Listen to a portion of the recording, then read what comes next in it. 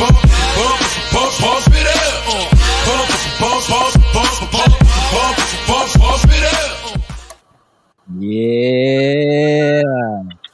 Question: are women selfish for making men wait for sex? Should the 90-day rule exist? If women are holding out on sex, should men hold out on something too? Tonight is part 3 of our series on love, dating, and relationships in 2021. It's time to jump off live. I'm yours truly, Jeffrey Smith, and I'm joined by the rest of Team Jump Off. DJ, aka That Dude, JD, and Johnny Damon.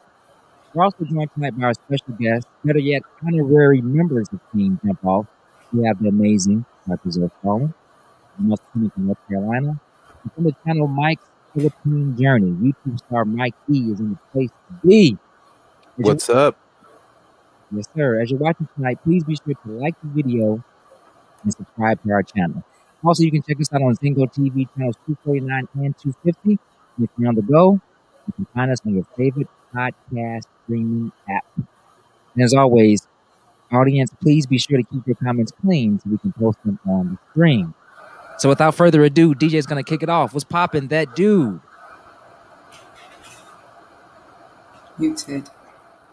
I think he's Sorry, on mute. Yeah, I was on mute. Sorry about that. Welcome back, everybody. Yeah, man. It feels like that Jeff was giving us the 90-day rule here because we ain't seen him in a minute, man. So welcome back. Welcome back to the show. Do I sound okay? Is everything you good now? Is everything in place? Yeah. Yep. That whole intro, you can hear me fine? No. It only messes up when you do the intro. That's it. Yep. I don't understand what.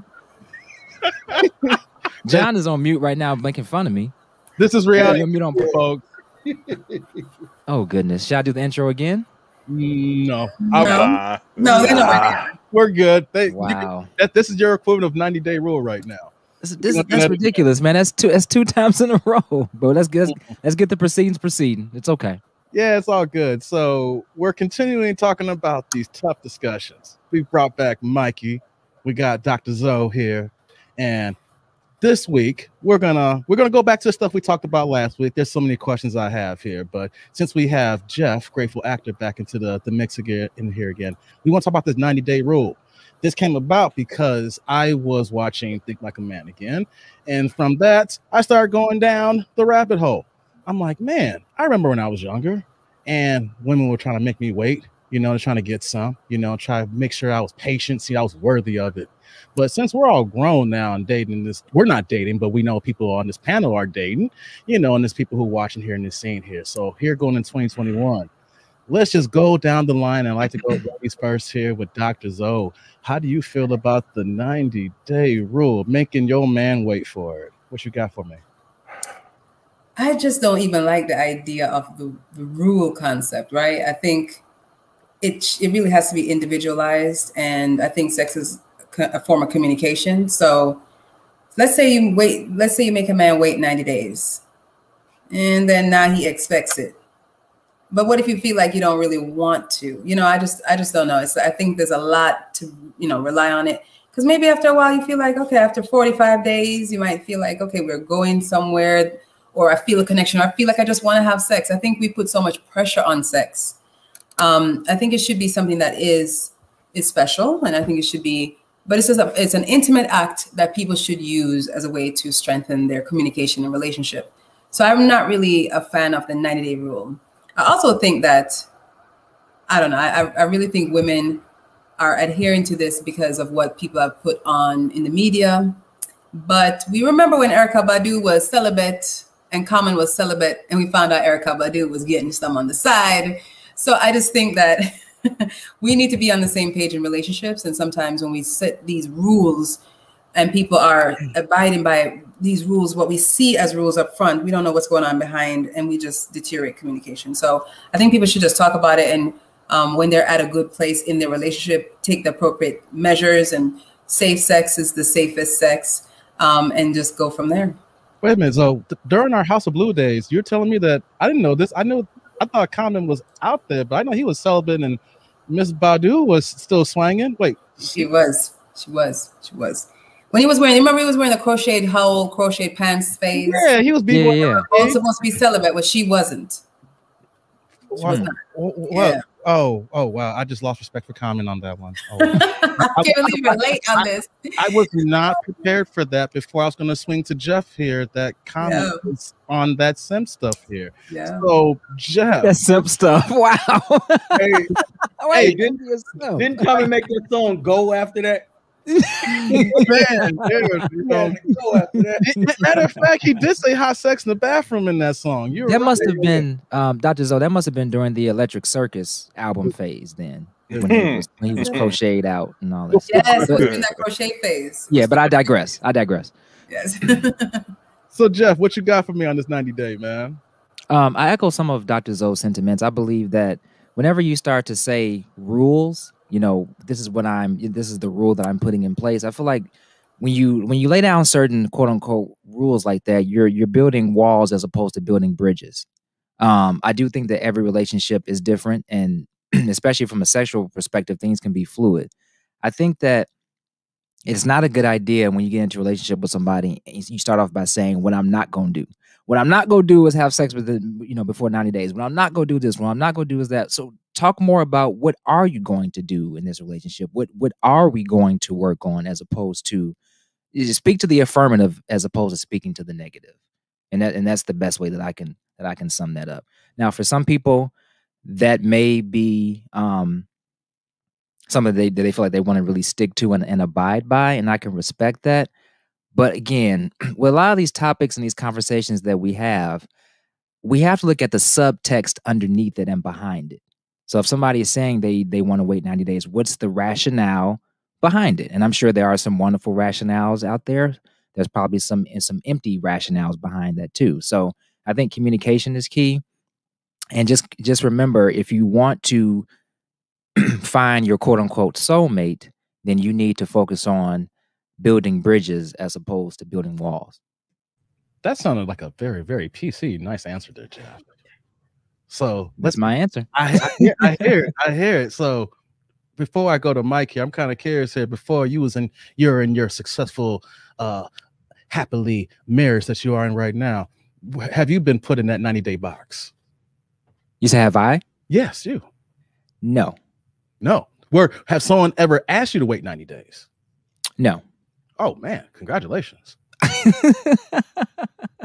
Congratulations. You ain't been put in the scent box.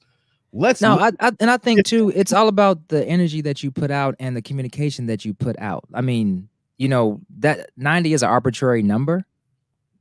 You know what I mean? But if you have that communication, that open and honest communication, from the jump, and where people stand, then you're usually able to navigate those types of situations. Excuse me. I hear that. So I want to go to Myk here, because I know Myk has he has a very, very strong opinionated on this one here from the previous one. So thanks for coming back here, Myk. What you got for me, man? You have to respect what a woman says. If a woman says that, I need 90 days, you give her 90 days. And there's nothing wrong with that. But one thing that I always will counter to that with a woman, and let's just remove the part of it being a 90 days. Some girls are going to say, I want to wait 3 days. These girls, sometimes girls have that 3-day rule, or the 3-date rule, we'll say, right? You have the 30 days. That's just a number thing. My question is, it also depends on the man if he's willing to wait. My thing is that the woman can go ahead and say, right, you have to wait, let's say a month. Okay. If a woman says, wait, you have to wait 30 days for this. The thing, though, that goes with that is that, fine, I'll respect that. But that doesn't mean I'm going to stick around. Because just like with Jeff was saying, is that what's the context of why they're saying that? There's going to be some women that says, well, there's women that are going to say something like, well, I want him to work for it.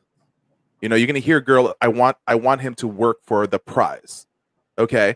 The thing, though, is at the end of that 30 days, that 90 days, what's the assurance of the man that he's going to end up being with her? I just feel that sometimes a lot of women nowadays use it as a way to be able to test the man to see, let me see before he messes up, before I give this to him. So I don't feel like I'm a person who just gave it up. The thing though is when guys have to wait, right? You know, when it's for the women that says, for example, because I want him to work for this, right? That's literally what they're saying. I want him to work for what's down there. You know, that's just perceived value.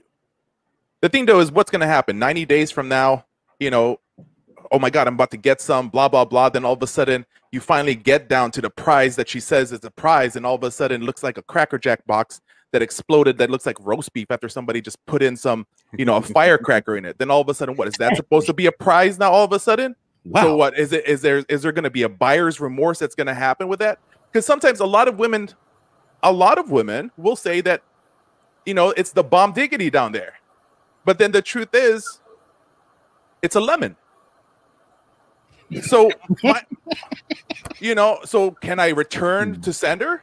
Can I all of a sudden now, can I get return on my investment that I got my 90 days back? Like I want it back. My time. And the thing though is if within those 90 days that all of a sudden, you know, she decides, well, you know what, he's not worth it. Let me go ahead and dump him. Right.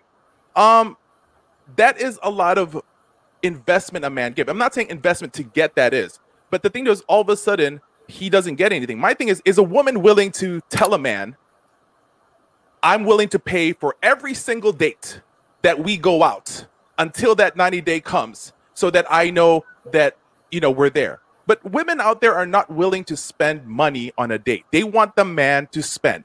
33% of women have per studies have admitted that they go on dates with men so that they can eat good food.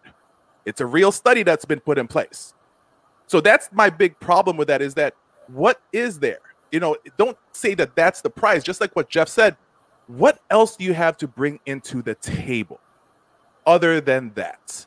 And that's my problem with sometimes a lot of women kind of use that. And I get it. Depends on what your how your upbringing is. And I'm sorry, if you gave it up to a guy within 1 week and you tell me that you want me to all of a sudden wait 90 days for it, you can't do that anymore. You just can't. Now, if you want to do it, I'll let you be, but I'm not going to stick around. You know, I'll give you an example. Like I remember the woman that I married, my ex-wife, right?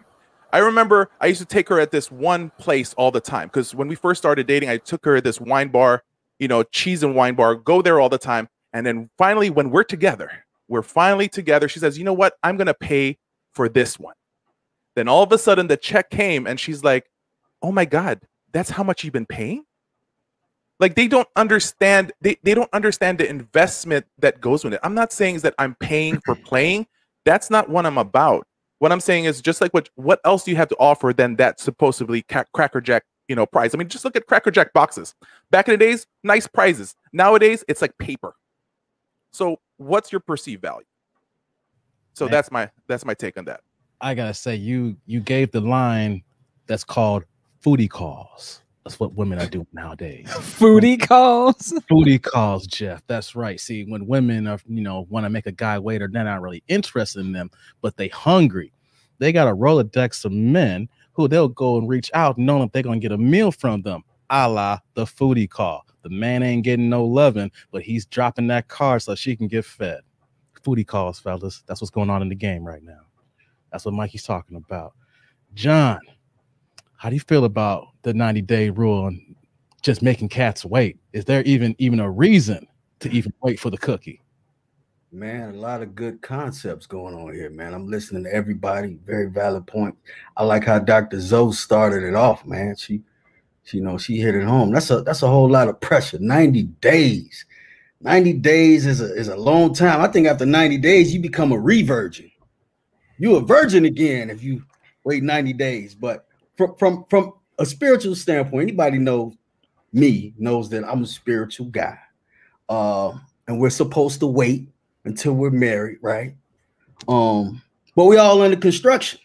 And sometimes that drywall needs some nails in it, you know, so we're a work in progress, you know what I'm saying? So Steve Harvey talked about it, 90 days, you know, I really like Steve Harvey. I love Steve Harvey, man.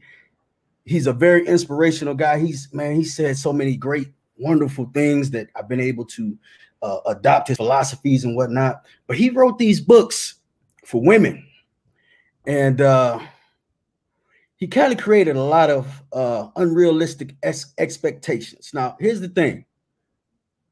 You don't get a green light from a woman until she gives you that green light. You can't get it until she says you can have it, period. You know what I'm saying? So any man that think he can, you know, finagle his way or force his way into getting that, man, just kill that. That's dead. You can't have it until a woman says so. I want to put that out there. But 90 days is a very long time. Sometimes, and I get it too. Like sometimes women have this notion that if they make a man wait, he'll respect them more. Mikey said something, you know, as far as like the last guy, you know, you want me to wait 90 days, but the last guy didn't have to wait 9 hours. You know what I'm saying? It just doesn't make sense. We're all adults. We're all grown. Sometimes you can really be vibing with a person, and them all the rules that you might have created in your head, all the list and everything. This person got to have this, that, look like this, feel like that, you know, skin got to be this color and all of that. All of that goes out the window, man. When you really get to start feeling somebody, and it may take a short period of time, it may take longer, man, I say go with what you feel, go with what you know, because you might miss out on something. You might miss out on something trying to wait that 90-day rule. And like you said, you know, there's not one woman that I know of that's willing to pay for every single meal, Mike, for every single meal for 90 days. I don't know not one woman unless she's a sugar mama cougar. There's some sugar mama cougar, some SLCs Wow. there. Trifecta. She got to be sugar mama cougar. Where they at? Go to Arizona, man. There's a lot of those. Oh, that's where they at, Mikey? I've been there. Hey, look, I've been used by Cougar many times. We might got to create an app called Sugar Mama Cougar Locator. All the cats where the Sugar Mama Cougars are, but you know that's how I feel on it, man. But you got to respect people. You got to respect women. You got to respect men. If a man is not willing to, you know, wait 90 days, women, you got to respect that. You know what I'm saying? But I think every reason or whatever the reason is behind making a man wait for 90 days or however many days, it should have just cause behind it. And you can't have been a super freak for that last guy and then try to make the next guy pay for you giving it all out to that last guy by making him wait 90 days. That's just not fair. So go with what you feel, go with what you know, let it flow, and then let it go. So Doc, are you saying that the next man, let's say if you are the next man, you shouldn't have to pay that 90-day tax on a used car that's no longer brand new? Is that what you're saying? What?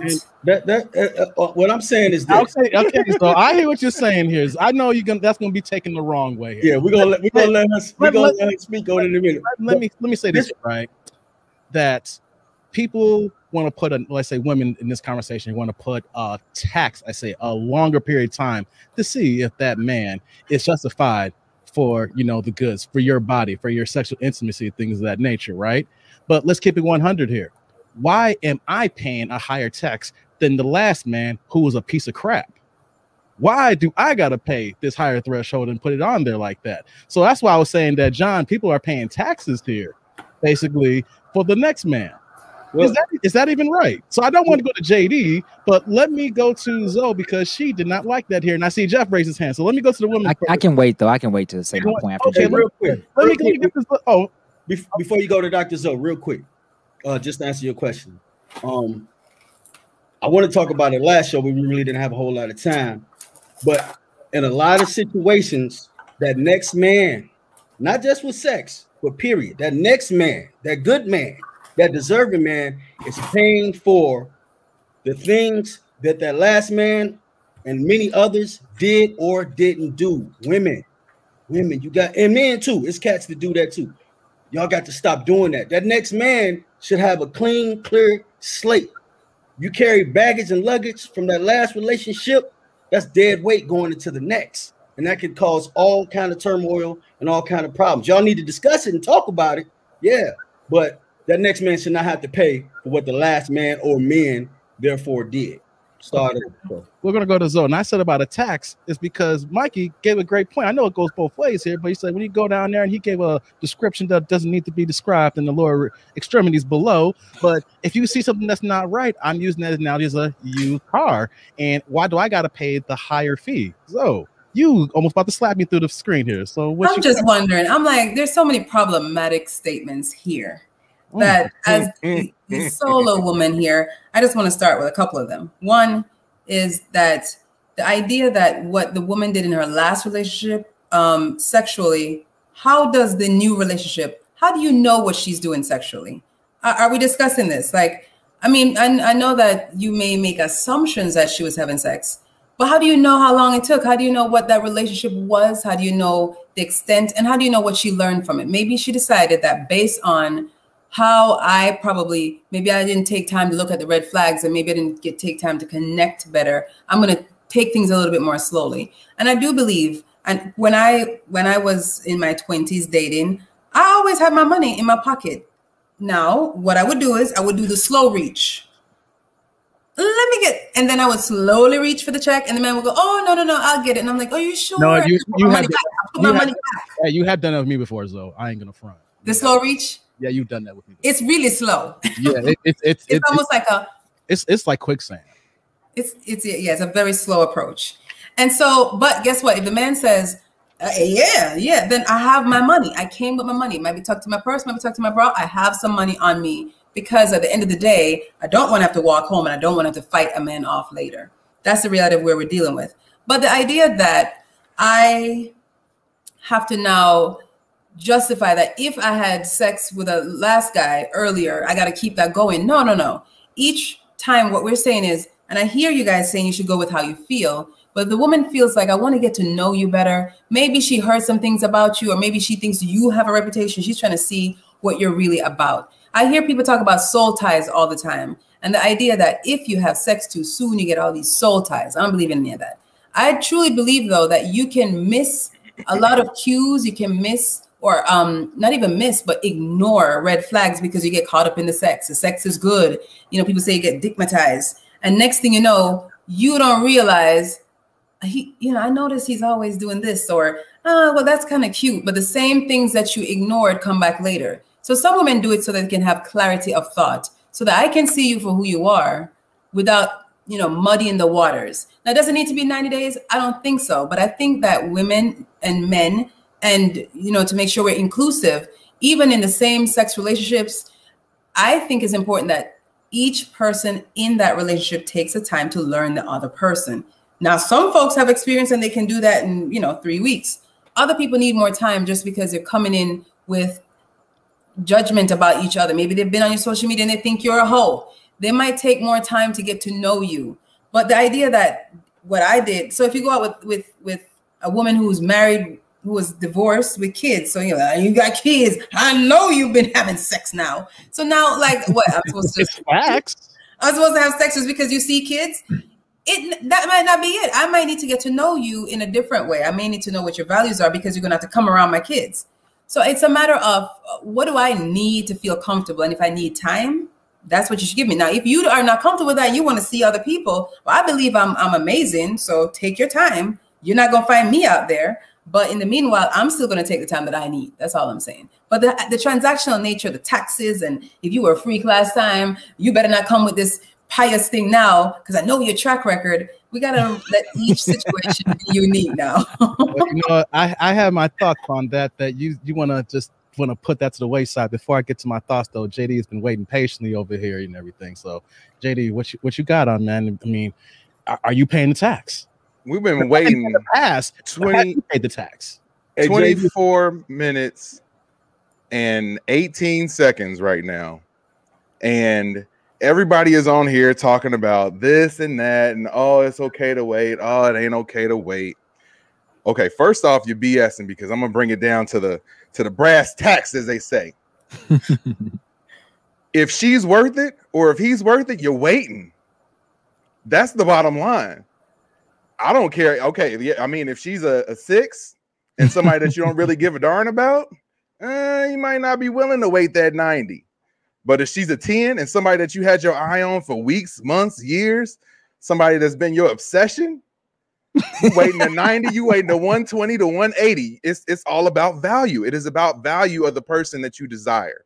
If you really want it, and you really feel that that person is somebody who you want to be with long term, or somebody that you want to hit long term, you will wait. To me, that's the bottom line. If it's somebody that you don't value, no, it's not going to be worth waiting 90 days for it, because it's not going to, because you're assuming that it's not going to be that good to begin with, and that reward isn't going to be worth the quest.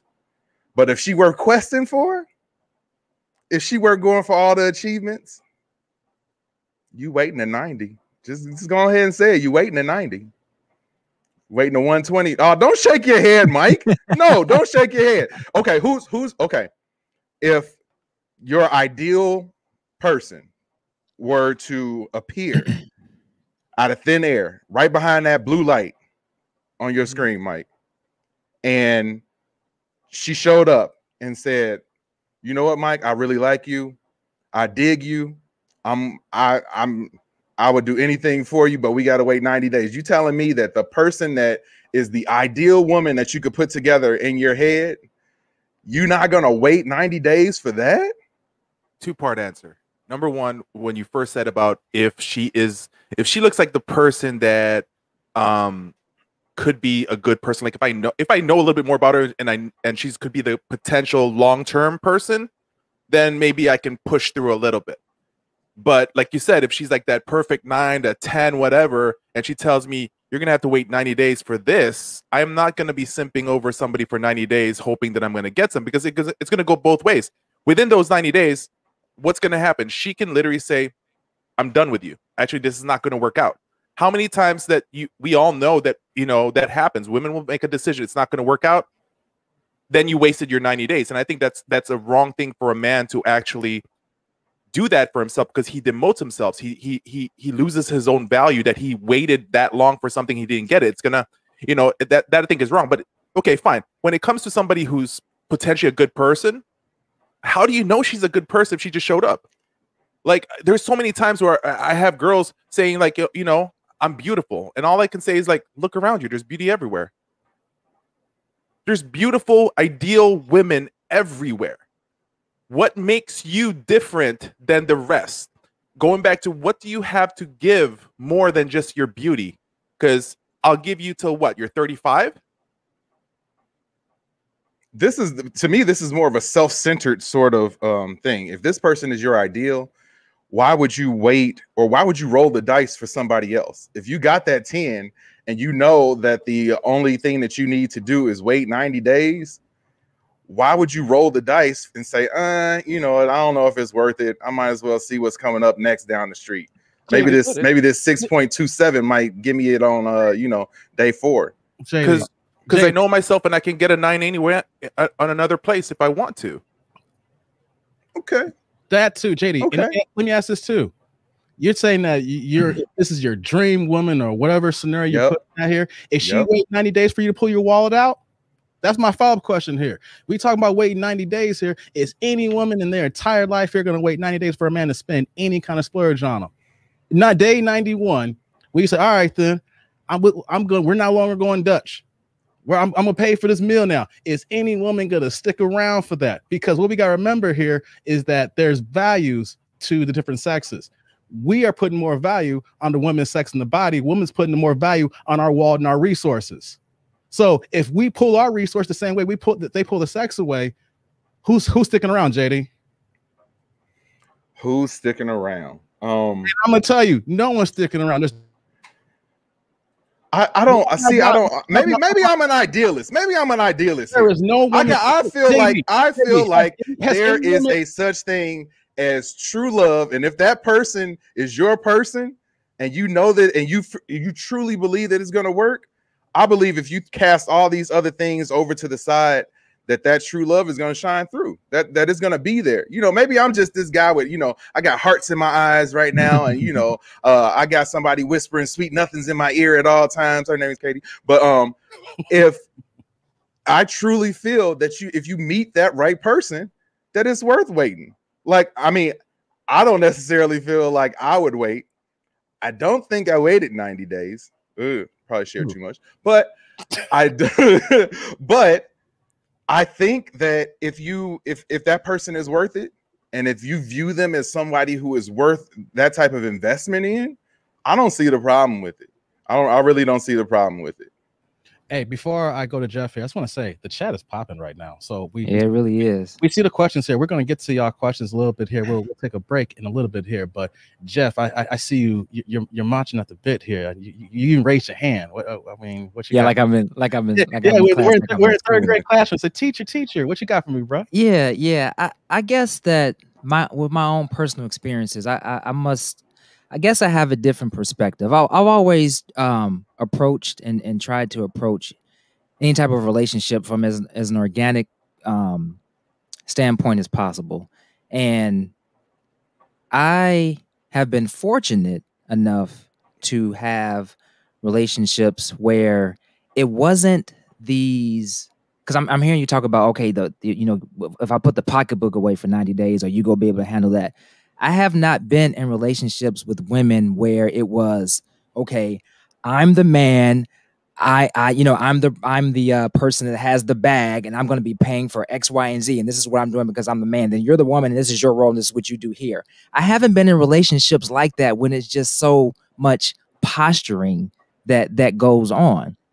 The relationships that I've been in, and obviously the one that I'm in currently is my best relationship, has been a situation where things have just kind of flowed organically. There's been conflict, obviously, but it hasn't been as many. I'm trying to see how to word this. It hasn't been as many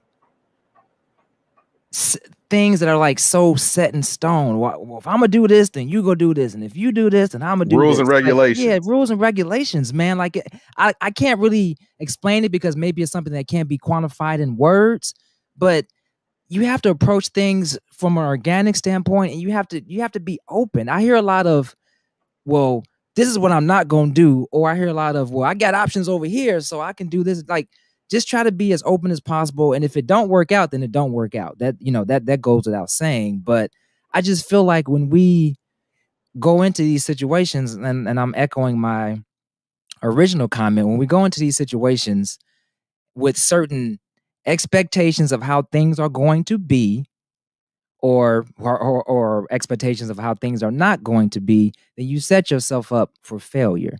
Stay open. The woman may say, I got a 90-day rule. You have conversations about that. Maybe that rules, that quote unquote rule, stays in place, or maybe that fizzles out because you realize, hey, I had this 90-day wall up, and you know what? This person is worth it. I'm not gonna follow through on my original intent. People do change and things grow and mature throughout the process as well too. I just see so many stakes in the ground. You know what I'm saying? And unwavering things. And you have to be open, man. Be fluid. You know, that's all. That's the thing. Men want to be open and fluid. So John code switching.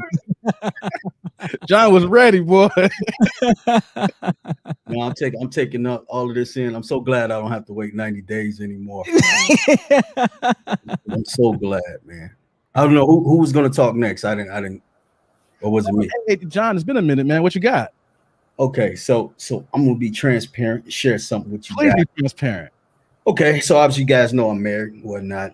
Married to the woman of my dreams. What JD was saying earlier, as far as, you know, if that person is that person that you're looking for, that you've been, you know, wanting, I can relate to that because that's my wife. However, she, you know, when we first met, I courted my wife. You know. If you believe in astronomy and signs and all of that, I'm a Scorpio. A lot of people understand or make the notion that Scorpios are very sexual creatures. I don't know if that's true or not, but I am a Scorpio and I'm a sexual creature. So with that being said, I'm also a gentleman. And I believe patience is a virtue. I use that philosophy and different principles, you know, period, in life. But you know, when I first met my wife, we took some time, you know, we discussed that communication is key. I took on dates and all of that. You know, I didn't make her pay for anything, but she was willing to. She was willing to. If you really vibing with somebody, the scenario that JD put up earlier is one scenario. But if you're meeting somebody for the first time, you don't know if that person's your dream woman or man or not. It takes time to get to know that, right? Well, some people fall in love at first sight, you know. We took our time.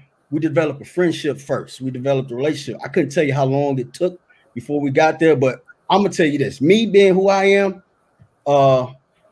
if I'm really feeling a woman like I was feeling my wife, if we put up some type of stipulation that, hey, we're gonna wait this long or whatever, it's probably not gonna happen. It's not gonna happen, because if that vibe is that strong, I go off vibes. If that vibe is that strong, man, we gonna be pulling my hair out to get to it. It's just gonna happen, and that's what happened. It happened. So fast forwarding it real quick, what we did do prior to getting married, because we would get together some years before we actually got married, before I put a ring on. I liked it, so I put a ring on. We did a 30-day rule. We did a 30-day. We said, you know, we're gonna stop right here. We had the preacher come by. He's reading us scriptures out of the Bible and everything. We said, you know, we're gonna stop for 30 days. I'm gonna tell you this. At the end of that 30 days, but Jeff was and Dave was at my wedding. You know why y'all had to wait on us at the reception? Hey, we'll imagine. We'll imagine it. Just don't get. We don't want you to be in trouble later on, man. No, I ain't gonna get in trouble. You know what I'm saying? We talked about it. Communication, right? Hey, man, 30 days was a long time for me. It was a long time for her too. So I'm just saying, man, you know, so I just wanted to share that with you all, you know, it really goes with those individuals. Communication is key. If y'all don't have an understanding on why you waiting, if you don't know what you're waiting on, it could be a problem. It could be a problem, man. So, you know, just up to the individuals, man. Do what you want. You grown though. Man, John, that's some heat there for what you just dropped there. Yeah. I want to say a few things here. We're going to get to the chat here. People, man, it's blowing up here. I appreciate people who come and check us out every Wednesday, man. It's such a beautiful thing here. I want to put this question on the screen because this really piqued my interest from Tara here, where she says, someone might wait 90 days, but would they be dating exclusively? I can see people dating others during that time as well. That question right there is the main reason why I wanted to talk about this tonight. Because when women impose this 90-day rule, are you exclusive? And if you're a guy, you're exclusive, is it worth the wait? Because what happens, ladies, if the man is not exclusive and you've been waiting 90 days and then you say, well, I made it 90 days and look at us, we're doing good. And he's over here, he's exercising his options. What if he's saying, yeah, she's a good woman, make me work 90 days, but on Tuesday, I'm going to talk to Lisa. I mean, I might hang out with her, have coffee with her on Thursday. We can just chill and kick it. But on Saturday, there's Michelle. Then 90 days come, day 91 comes. All right, then she puts it in. And then, all right, then I might chill with her now because I see what's up. Do you see how that's a recipe for disaster? I understand what JD was saying. If this is the one, you won't wait for it. And I understand, Jeff, you were saying how this is communication. This is the best relationship you had, and it's kind of flowed that way. But what about for the rest of the men who wait 90 days and then after the fact that 90 days and then maybe they don't get nothing because they were on a foodie call the entire time?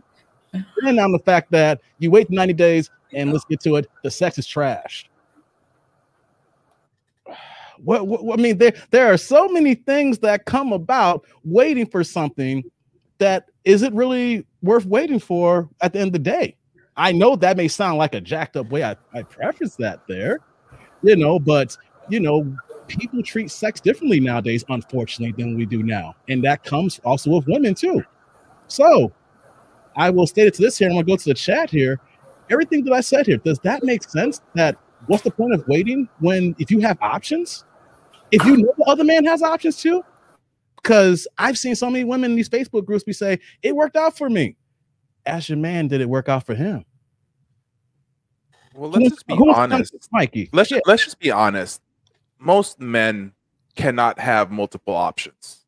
Let's just be, not every man out there is built to be able to have, you know, women are more exposed to the ability to be able to date multiple people at once, you know, because they're women, they're approached more. Men don't really approach women as much. It's a known fact. Men have the fear approaching. Reason why most men can't approach a woman is because he has fear of being shot down. So there are guys out there that'll be dating multiple women if they're waiting. You know, if they have something in the side, they don't mind waiting for this one future 90-day prize, whatever. But it's very far often that guys have lots of side chicks. It takes a different type of person to do that. Like for me wise, I'm not one of if I'm talking to a person and I feel that she's a good person, I may want to see and explore this, I'm not going to be messing around with anybody else. And the reason for that is because if you don't give your full attention to your potential thing that you want, you can't give her that 100%. So if a woman is somebody that I'm like, you know what, this person is somebody that I think I wanna pursue, I'm not going to be messing around just because I'm not getting any. Now, 90 days, that's kind of pushing it for me. But at the very same time, is if that is okay, we'll see from there. But for the guys who say that they waited 90 days, and this is the problem, because some guys will sip that, you know, in the end, if you lost, if she didn't give it up and then she breaks it off with you, or technically you don't even have a relationship, whatever. For the guy, that's my problem with some men. They start whining and start calling women all these derogatory terms because all of a sudden she did not give it up. No. It's not in the end, ask yourself a question. What did you not do enough to be able to escalate the sexual tension? What did you not do enough to be able to have her see you as a person she wants to actually, you know, give it up? That's the thing. It is a, you know, in the end, it is a prize because it's a woman's determination if she wants to give it up to a man. She has all the right for that. And I respect that part. Now, when it comes to somebody who I literally just want to hook up with, I will try to do it on the first night. You know, but what's really odd to me, what makes me laugh a lot is like, you know, what's odd? Just look at the things that a lot of women say when they want to make a man wait. They want to make a man wait 3. They want to make it's all odd numbers. 3, 90 days, 30 days, right? It's all in 3s. You know, and then also a week, 7 days. It's all in odds. It's never in evens. It's really odd for me to start thinking about that. But the thing though is, in the end, some women also have this mentality of like, well, I'm going to make him wait 3 days. And if you actually can figure out what type of a personality she is, you can mess with that thing. So that whole Steve Harvey thing, women think that they found the book to mess with guys. But just like in the movies, the guys figured out that they had the book, so they used that against them. See, women don't understand that stuff. Like women will start talking about, oh yeah, I want a man who's the head of the house. And I heard this woman say once, but I'm the neck and I can make that head turn anytime I want to. Right? She's laughing about it. Then I look up the guy and he tells me, yeah, but the head has the brain and I can make her think that she's making my head turning wherever she wants to.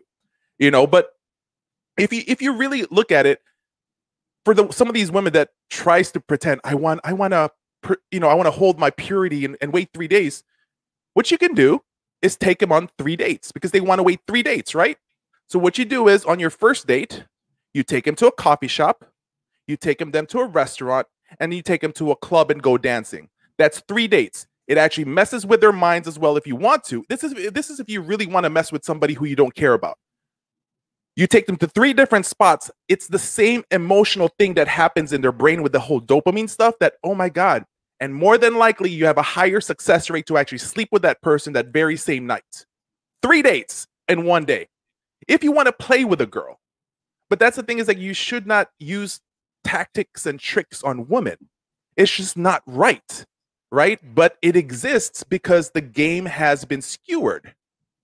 And, you guys talk about, somebody made a comment earlier talking about, yeah, I'm willing to go Dutch. I get it. But if you just met this guy, your first date with them, and a guy tells you we're going Dutch, wouldn't most women look at that man with lesser value? How dare him? And imagine the stuff that she's going to get when she tells the girls that she went out, her friends, oh, he made me pay Dutch. You know what the girls are going to say? Oh, dump him. He's a cheap bastard. And then you're making the guy wait for 90 days. So are you telling me these girls that want to pay Dutch are going to be willing to pay every single date halfsies? They want to go halvesies all the way? No, you're going to look at the man with lesser value. Like, I respect women that does the alligator arms, oh, hold on. let me go ahead and see if I can find my wallet to pay for it. No, at least do that, and I'm willing to pay for it. It doesn't matter. Oh, hold on. Oh, I can't reach the damn thing. Little raptor, those raptor, triceratops arms and stuff like that. Alligator I respect arms. those, or alligator arms, yeah. But that's my problem. I think that it just overdoes it. Like, respect the woman for it if she doesn't want to give it up, but at the very same time, is the woman needs to understand that if the guy leaves, she has to respect the fact that she got left behind. But it depends on how they are mentally wise. A lot of guys can't handle all of a sudden being dumped after 30 days without getting the prize. But then there's also a lot of women that get mad when they get dumped as well, after the man experiences it for the first time. How many women complain about that? You hear, oh, the moment I gave it up, he changed. It goes both ways. In the end, it's up to the individual person, how you are as a person. If I get dumped by a girl, I'm like, I'll be sad. I'll cry. I've done that so many times. But at the very same time, as I'll freaking put myself back up and say, all right, that's if I care about a person, right? But for a girl that will ghost me, whatever, I don't care. I'll find another one if I don't care about you. Man, Myk, you spitting some fire there, man. I was gonna say something, and then you went to another angle here. But before I come back to anything, I see Zoe just going back and forth here. Oh.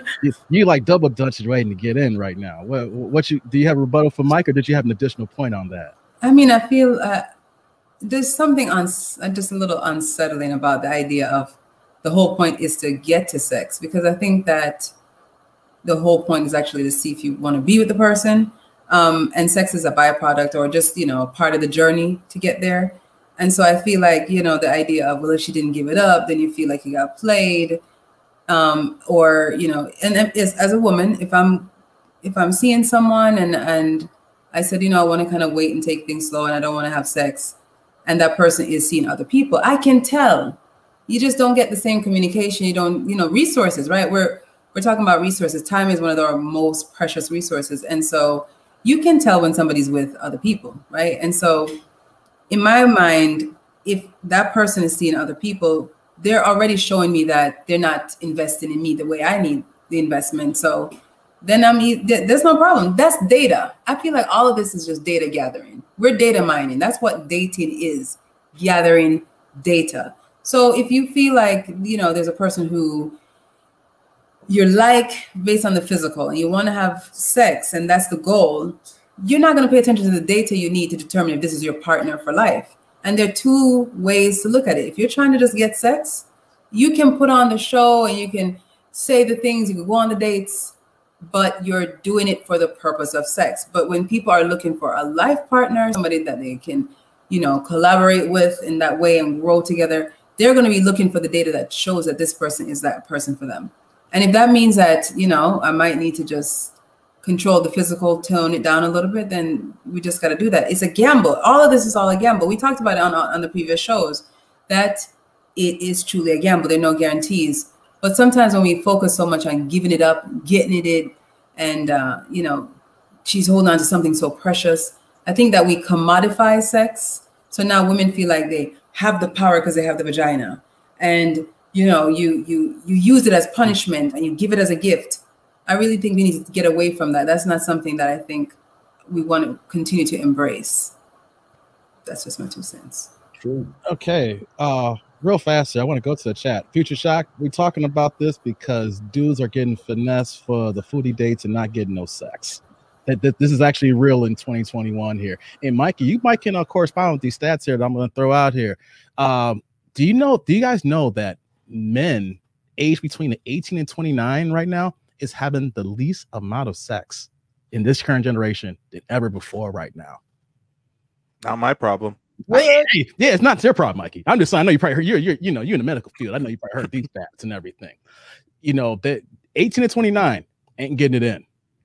And you know what's going on? Why? The women are finessing the dudes because they too nice. All the things you said, like Zoe was bringing out, we heard all these nice things JD was bringing out. I know I'm bringing one side of the conversation. And Myk, for some reason, I don't agree with that. I think that I think that's unfair. It's unfair for the women wise. I mean, I get where you're coming from. There's some perspective, but from my thing is that the thing though is most kids, if you really look at just people are not going out anymore.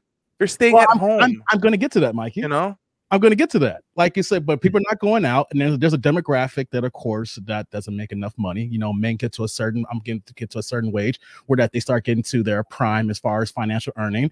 But so when a younger man, getting to using this example here, that, you know, may not have as much money, and he's a nice guy and goes out and he dates, and then he's trying to wait these 90 days, and next thing you know, bring the example of someone like Myk, for instance, high value earner who comes in making a little bit more money and able to provide a little bit more as a woman. So I'm bringing the standpoint, you might have this one guy who's a nice guy who go on these foodie dates and he's putting on the 90-day road. Then you got the guy like Myk who comes in and he's going to smash in 3 dates. You know, per studies, they say that women will date equal or up. Men will date, you know, down, equal and down, per studies, how it is. That's why if you look at the average, you know, marriage age wise, whatever, you know, women will typically marry or be with somebody at least a minimum about four years her senior. So the thing though is, when if you guys remember when we were kids and stuff like that, we were trying to go after these girls, but they ended up with the seniors. You know, it happens all throughout life, how it is. But now, because of just the whole internet that's going on right now, or, you know, or web 2.0, whatever, women want that value. So now they're saying, well, who's the one that has more value? They are going to try to go for a little bit of the slightly older people. So I think a lot of guys are, I'm not going to call them simps, right? And I think that that's completely wrong. I just don't think that a lot of men just were not taught by their fathers or their big brothers how to be able to meet women. And unfortunately, a lot of these guys are getting sucked into some of these communities when they still don't have any experience in life.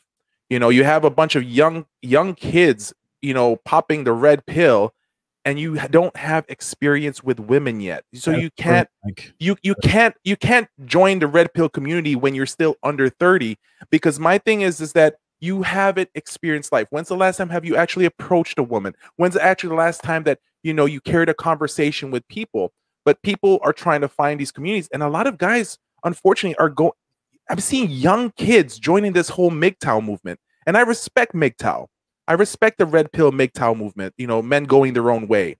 I respect the whole you know, and all that stuff. But my thing is that I don't know. It's just that these kids, you know, they're more stuck into relationships online. They're more stuck into wanting to have the next viral picture or viral video, and not wanting to go out there and meet people. Like, meet people. Like, that's what we did back in the days. We went out and met people. They're not doing that anymore. Hey, Mikey, sorry to cut you off here in the chat here. Some people don't know about the red pill and everything. We can't describe that right now. There's a red pill and blue pill community, and there's also the purple pill when you mesh that. So we're going to have to we'll get into that. Sorry to cut you off there, Mike. Also, I just want to get to the chat here. Tito, what's going on, man? We see you trying to holler at Zoe. So Zoe, you got a fan in the chat here. Tito's single too. Yeah, Tito's going hard to paint. Shout out to Tito. He been with the jump off for over 10 years now. He's a true day one. So I gotta send a shout out to Tito in there. Shout out to that David show. He's been heavy in the chat here, man. Your comments are real funny here. Future Shock. I gotta put this on the screen for Future Shock. He's been going hard here. He says men will bloom into women and they don't even like because they will starve for love. Actually, that's why the red pill community is growing so damaging. So, what is the red pill? I could give a 5-minute breakdown if you want to. Real fast, Mikey. Real fast. I want to go 5 minutes. Can you give like not 5 minutes? I want to go to JD. Can you give 2 minutes? Red pill, matrix. Red pill and the blue pill. Blue pill, you stay in this matrix. Red pill, you're enlightened. Okay. Now you have the red pill movement start off by the pickup artist originally, how to be able to meet women. That's the first guys of the red pill. Now then you have the second generation with Rollos Tomasi, you know, and so what ended up happening is there's the creation of the MGTOW, or men going their own way, right? So first level of MGTOW, men who just believe in long-term relationships but not marriage. Then second level of MGTOW, that's when people just believe that they only want to do short-term relationships. Then you have third level and fourth level, which is ghosting, and which is your monk status, which they just said forget women entirely. It's pretty much the opposite version of the feminist movement. That's Boom. So you There's so a you lot have going your on out there in them streets, man. It's a lot going Man. on. Okay, so you have that's so a separate you're seeing it. show. So you have that, state, what's that, SYLBM, or SYSBM, stay your lane, black men. So that's another form that's in there as well in regards for MGTOW movements. Oh my goodness. So it's look it up. There's a lot of psychological stuff that's going on, but it is the response to how feminism has taken over into our environment, into education, has taken over in regards to our culture, our music, our movies, our TV shows, and all the networks. Wow. Okay. Yeah, I didn't know the depth. I didn't know the depth of it like that. Yeah, Wow. he's trying to. Hey, I man. mean, I want to go to JD, but I'm not sure if you're if this part of the conversation, threw you guys a little bit off here for a second here. Don't go down the rabbit hole. Yeah, the rabbit hole is deep. It's But deep. real quick. Did he answer your question, Dr. Zoe? Because I know that was your question. I just feel like, when do people have time to be finding time for these forums and you know what I mean? And because we're men, Zoe, and men have been Because demonized for a long entertainment time. has taken over, and it's all about for women information and not about men. Tell me a show that's about men in the industry that caters to men. Tell me a show. None. Long pause. None. Not a single one is meant for men out there. So where do the men go to be able to get their information? Myk. so they're going on these forums. Interesting. On YouTube. No, it's in YouTube. YouTube, the Red Pill community. Why do you think Kevin Samuels is booming? Why do you think Fresh and Fit is booming? Why do you think Lapeef Network is booming? Why do you think all these men are now coming up about and talking? It's because a lot of men have not been given the full voice no more. But now that men are talking, women are now complaining. Yep. And now that the Jump Off Live is here, it's a network for men and women to come together to discuss all of it. So you get everything right here, y'all. To bridge that gap. Obviously, there's a division that's the there. dilemma that's going on. There's no show for men. Steve Harvey, simp pussy. Oops, sorry. No, I'm sorry, Mike. Wow. I mean, pussy cat, feel that right? way. Cat, yeah. My bad. Yeah. Wow. Red pill, blue pill. Okay, I learned something tonight. This is why it's important that we have these conversations, because sometimes, if you think about it, they're marketing to women because women spend more and all these things, and advertising drives television. But the good thing is, during the pandemic, what we saw blow wide open is that people could get things on Instagram and Facebook Live. And so, the information is out there. It's just, how do we get the information to the people? But also, women want to know what men want and what they think. No, they don't. No, they don't. Yes, they do. Yes, No, they don't. No, they don't. Women want to know what men want and what they think. Dr. Zoe, you are one of the very few who I will say who's willing to want to know. But tell me, anytime that a man starts talking about, all this type of manpower and stuff like that, it's women are gonna be like, no. But here's the thing. Here's a perfect example. You are willing to have a conversation, but when I say my statement, there's nobody in the bottom chat that asks, Michael, why do you think that way? They go straight to talking about what they feel. Mm-hmm. That's the problem. No one is wanting to talk. So it sounds very like few only. So it sounds like one of the major issues that's going on out there is that people aren't willing to listen to folks who have a difference of opinion and try to, they don't have to necessarily agree with them, but try to gain a better understanding as to their perspective and where they're coming from. I do see that. I mean, that transcends just relationships. I see, people pick sides politically, people pick sides religion wise, and they put up these walls. But I do agree that you do need to make a more concerted effort to listen, to try to gain a better understanding to where somebody is coming from in their perspective, even if you don't agree with it. Because people do, when they hear something they don't want to hear, they shut it down immediately. Oh, I can't mess with that. Right. So. Right. And I wanted to comment too on not to jump on Yuzo like that, but we say that women don't want to hear what men have to say. One of the things that we know is that I've had these difficult conversations where that I will say one thing and ask a question, and then it's like blah blah blah blah, and I was like, well, this is what I'm a man, and this is how, but this is what I feel. And it's like, feeling has nothing to do with it. It's reals before feels. Women put feels before reals. Anytime I've ever had a conversation about what men want, I've always had the rebuttal fighting me back on that. And I always had the dilemmas like, why are you fighting a man telling you what men want? Women has a conception to believe that they know what we want. And that's why we're having these conversations now, because the dating market right now, women don't know what we want. Whether if it's the young man who's trying to come up, whether it's a middle-aged dude, whether it's an older man, whether he's single, whether he's divorced, whether he has kids, whatever the case may be, women do not know what men want here. And so that's why we're seeing all these difficult problems, you know? And so that's why we got to come about here and say, we'll come together, but it's all about listening. It's all about communication. So during the pandemic, what was weird is I started doing virtual visits, which meant that people were answering the phone at home. And a lot of women were talking to me about, because now they're stuck in the house with the man that they were married to or with. And what's interesting is when they were stuck in the house, it made a lot more relationship problems arise, because the bars closed, the movie theaters closed, the liquor store stayed open in North Carolina. But when people were stuck in the house, they started to realize that they couldn't communicate. And some of the reason they couldn't communicate is that women want to start, we lead with emotions. That's true. I will do something depending on how I feel about it. And men tend to be more data driven. Well, why should I go? Who's going to be there? What time does it start? And women are like, I think it'll be fun. I think we'd like it. It'll be romantic. So it's just how we speak and how we interpret things. But then I started to read about it. And the reason why I think, there's science behind why women and men think differently.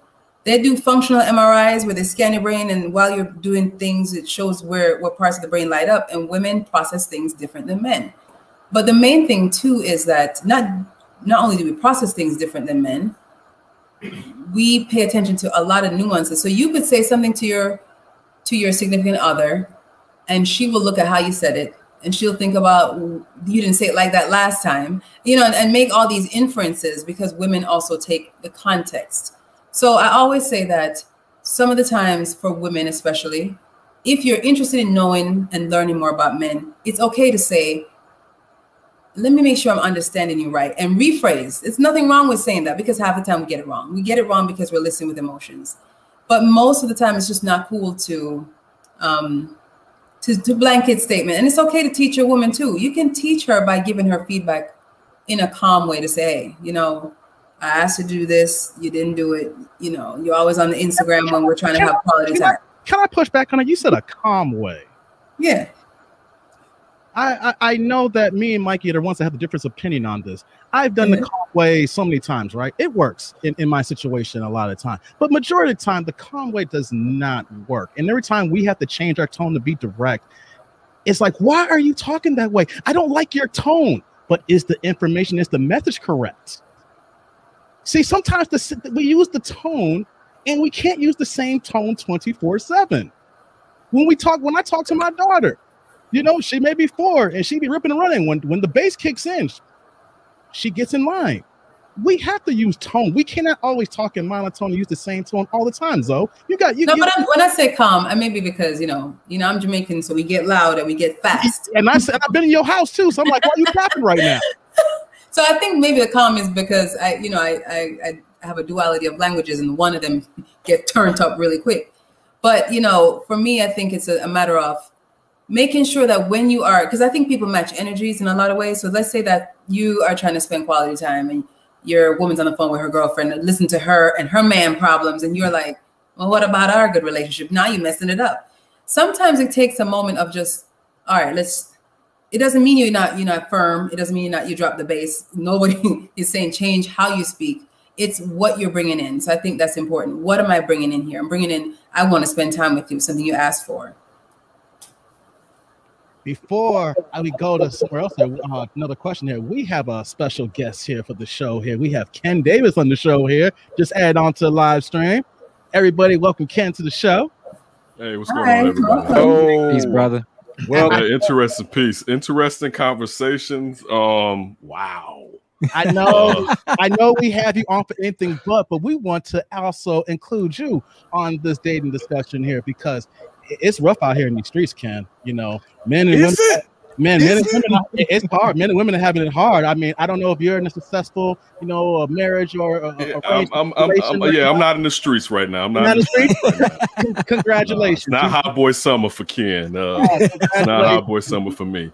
Yeah. Listen, I don't know. Listen, I think, and it's funny, just taking it in from all of y'all. One thing that Zoe said is the fact, first of all, this shouldn't be this transactional. Now, me saying that is living in the cloud, but it's just how it should be. You know what I'm saying? It really shouldn't be where it's just like this for that. But the world we live in kind of, and unfortunately, really, the reality of if you look at everything in this world kind of makes it this for that. And you shouldn't, and particularly women, since they have the power, commodify sex. But like, I just don't understand these dudes. Now, I got to go with Myk. All right. Pastor Myk over there. All right. From because like he said about options, you know what I'm saying? Like a lot of dudes don't have options. And then when you look at the MGTOW stuff, I mean, listen, that sounds like a lot of cats playing a lot of video games and not getting in these streets. Now, my dad, it was a lot of years. It was a real big separation between the age of me and my father. And he really didn't tell me like, this is how you talk to women and this is how you really get down. And my older brother, whatever. So I kind of had to learn a lot of that myself, but we learned it. You know what I'm saying? And you got your heart broke, and probably getting your heart broke is what turns you into being a guy that was out there for a second or whatever, because you was a savage, Johnny. You was a savage. All right, but still, I look at it like this. Majority of the time that I've been in successful relationships, we kind of fell into that relationship where we were dating and then we kind of isolated each other from everybody else naturally. But organically. I have had women tell me, 90 days, and that's cool. But what Zoe said, you're gonna know because I'm not paying that much attention to you. And if we're still connected when the 90 days rolls around, or I had a good month that last month where you felt the attention was what you needed, then we connected. You know what I'm saying? And if we didn't, we did it. And I've had women that I can't speak for them, but I would say that they regret that initially we didn't connect, because later on when it was kind of like, yeah, we was together, and I was like, no, we was not. You know what I'm saying? Because nothing, no. And in my book, shorty, it was not going down like that. But in general, in general, it's kind of sad when you really think about it. Not that someone will say that it takes 90 days to get to know you. That's by no means is what I'm saying is sad. It's that it's so complex, this dance. You know what I'm saying? And then to add to the complexity, what Myk brought up as far as the amount of these young men who aren't having sex. And it's not even bad that you're not having sex, all right, to a degree. But that was like my golden age, that era right there. Like that's where, when you said that the red pill, you have to be 30, those are the experiences that you get to where you kind of know who you are when you're entering your 30s, instead of kind of still knowing who you are, what you like, what you'll put up with, what you feel is really healthy for you. Because a lot of times we're around people that we don't know that aren't healthy for us, but we want them, so we put up with it. But again, I don't know, because Myk, I had options. Is that can I say that on here? Back in my day, I had options. Not to brag on myself, but it was fun being a young man when I was growing up, to say the least. I mean, I won't say I miss it, but those were the days. I just want to add, Ken, that it is sad, but in Myk, you can probably compound this. It is very transactional these days. Not all the way through, but the way women and men looking at dating, and like I said about the red pill and blue pill community and things of that nature, there's a large standpoint of women who are looking for security, and it becomes transactional. Not all women are like this. I'm just saying that the new day and age, we're in a different age bracket. We're probably not exposed to what younger people are seeing nowadays. Myk, maybe you can expand us a little bit more before we close out here, but it is a little bit more transactional in a lot of thing, especially in the high populated cities. Yeah, I mean, it is transactional now, but it shouldn't be. It's like it's just like Ken was saying, it was different when we were younger, but now it has turned into this transactional thing. You have to have a certain thing. It became you know, it wasn't like what's your worth as a person, but what's your worth in the dollar signs? What can you provide me? Do you have the car that you want? Like, you know, try taking a girl out in high school now and tell her you're going to take her out in a bus pass. It's just not going to happen. But back in the days, it did work for us, you know. But we all know that once a woman, you know, rides in a car with a date, she's going to date a guy with a car from now on, because when she experiences that, not to say that not all of them won't downsell, but the thing won't downsell themselves. But the thing though is, it's unfortunate how it is. Now, it shouldn't be that way, you know. And talking about like what Kenneth says, 90 days, but that doesn't mean it's going to last 90 days. If I hear a girl tell me that it's going to take 90 days for her to, you know, for that to happen, I'll respect it. But that's just an objection. That's just me as a person, that I have not shown enough value for this person to want to actually have that experience with me. But it shouldn't be just that way. Because because it goes the same thing. If a girl gives it up too fast, then you start wondering, how is she really? But just going in regards for, you know, what you say, I mean, is it transactional now? It is. It's unfortunate, because that's where it is. That's where we put ourselves at this moment. Women now know how much you make depending on what job you have. That's why they'll ask, how much, where do you work? What do you do? They already know what that worth is. But the problem is, if you see so many different things, most women don't know how much you paid for dinner. Most women don't know, you know, they don't know what the average man's salary is. And that's, I think, a big problem, is that women are not educated about those situations. But then we take it to the other side, where a lot of men have lost accountability for themselves. And it's just sucks that, how do we educate young men to be better men, you know? And that's the hard part. There's no structure in place for that, you know. It's just not. I did not grow up with a brother. I never had that, and so I didn't know how to learn. But my father gave me some basic education of how it is to deal with women, but I had to learn it myself. And you know, I don't know. It's just I feel bad for the younger guys. That's just my thing. It's just that there's no accountability anymore on both sides. You know, both sides are to blame. But the thing though is, the moment something bad happens, you blame the other person rather than look at yourself and saying, what did I do wrong? You know, for the guy that expects women to just fall in his lap, who are you? I mean, do you have a good job? Did you put yourself to something? And a lot of guys don't have that. You know, I don't know. It's a complicated thing. I mean, and it sucks for people, but people don't want to learn new things, you know?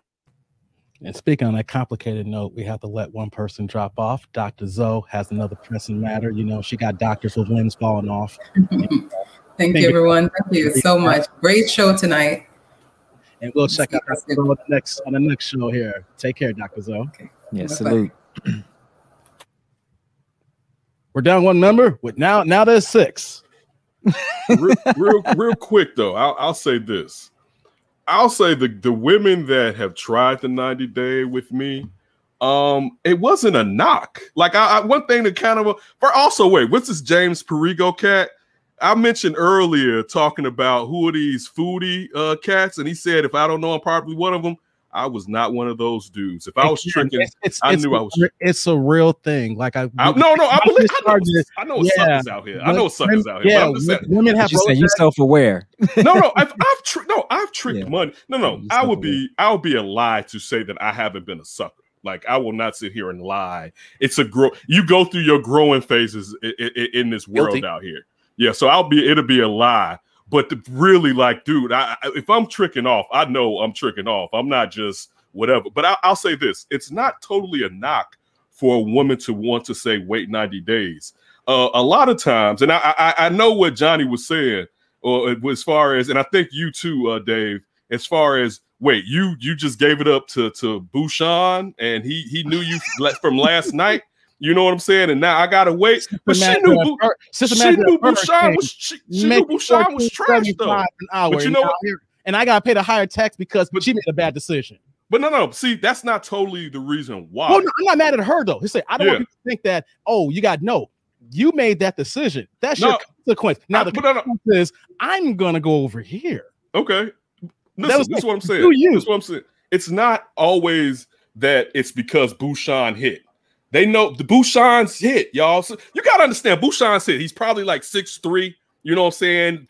Slim. The Bouchon's they get it in. All right. But I'm just trying to say that she sees something in you. A lot of times, not all the time. I'm just saying in my personal own experience. The woman sees something in you that she's trying. She thinks this is going to help build a relationship. Now, with me, it was like really like, nah. But it ended up happening because when I came back around, we ended up linking up, and then, you know, the relationship blossomed. But it's not always that they're putting the 90 days on you because of what happened in past relationships. They're putting the 90 days on you because they think there's some value to you and they don't want to mess it up by just jumping into it like they had, not just like they have in the past, but they're really trying to make you think this is quality. Perhaps if you view women that have sex early as being promiscuous, they don't want you to have that type of inclination about them. So that's also part of the reason why some women hold off of some men, in my opinion, in my life. That is so true. And one thing I want to say, this last thing here, is that one of the reasons why I brought this up, this point too, is that we're not mad at the women for putting those boundaries. Women should have boundaries. They should know what they want in their life. That is not what we want to discuss here. Men should have boundaries on what they want as well. That's the communication aspect. But another issue is that if you put that 90-day rule and I say I'm not waiting for it, then the reaction that comes with that, how come you can't wait for me? I am not like you. You should got to respect the boundaries of the man who was adding that as well. So you made mistakes in your past. You let Boom Sean get it. You let Tyrone get it. You let Miguel get down and dirty. But you know what though? You know what happens with Dave? You're gonna make Dave wait? Okay, then Dave can get down in day 91, but just know there's Michelle, there's Lisa, and then there's whoever who is not putting that tax on me. So there's consequences, but don't get mad at me for it though. You do you do me, and then we get together at 91. That's what works. Not everybody has that same scenario. I'm just saying that that's an aspect that people don't talk about when we say no, and then the woman gets mad, and then how we look like the bad guy. I just don't know if you're not exclusive, and this has been in my life, my relationships. If you're not exclusive, right? I'm not really asking you what you're doing when you're not with me. To be honest with you, I want to have sex. I've made it plain and clear. You've told me that you think you want to wait.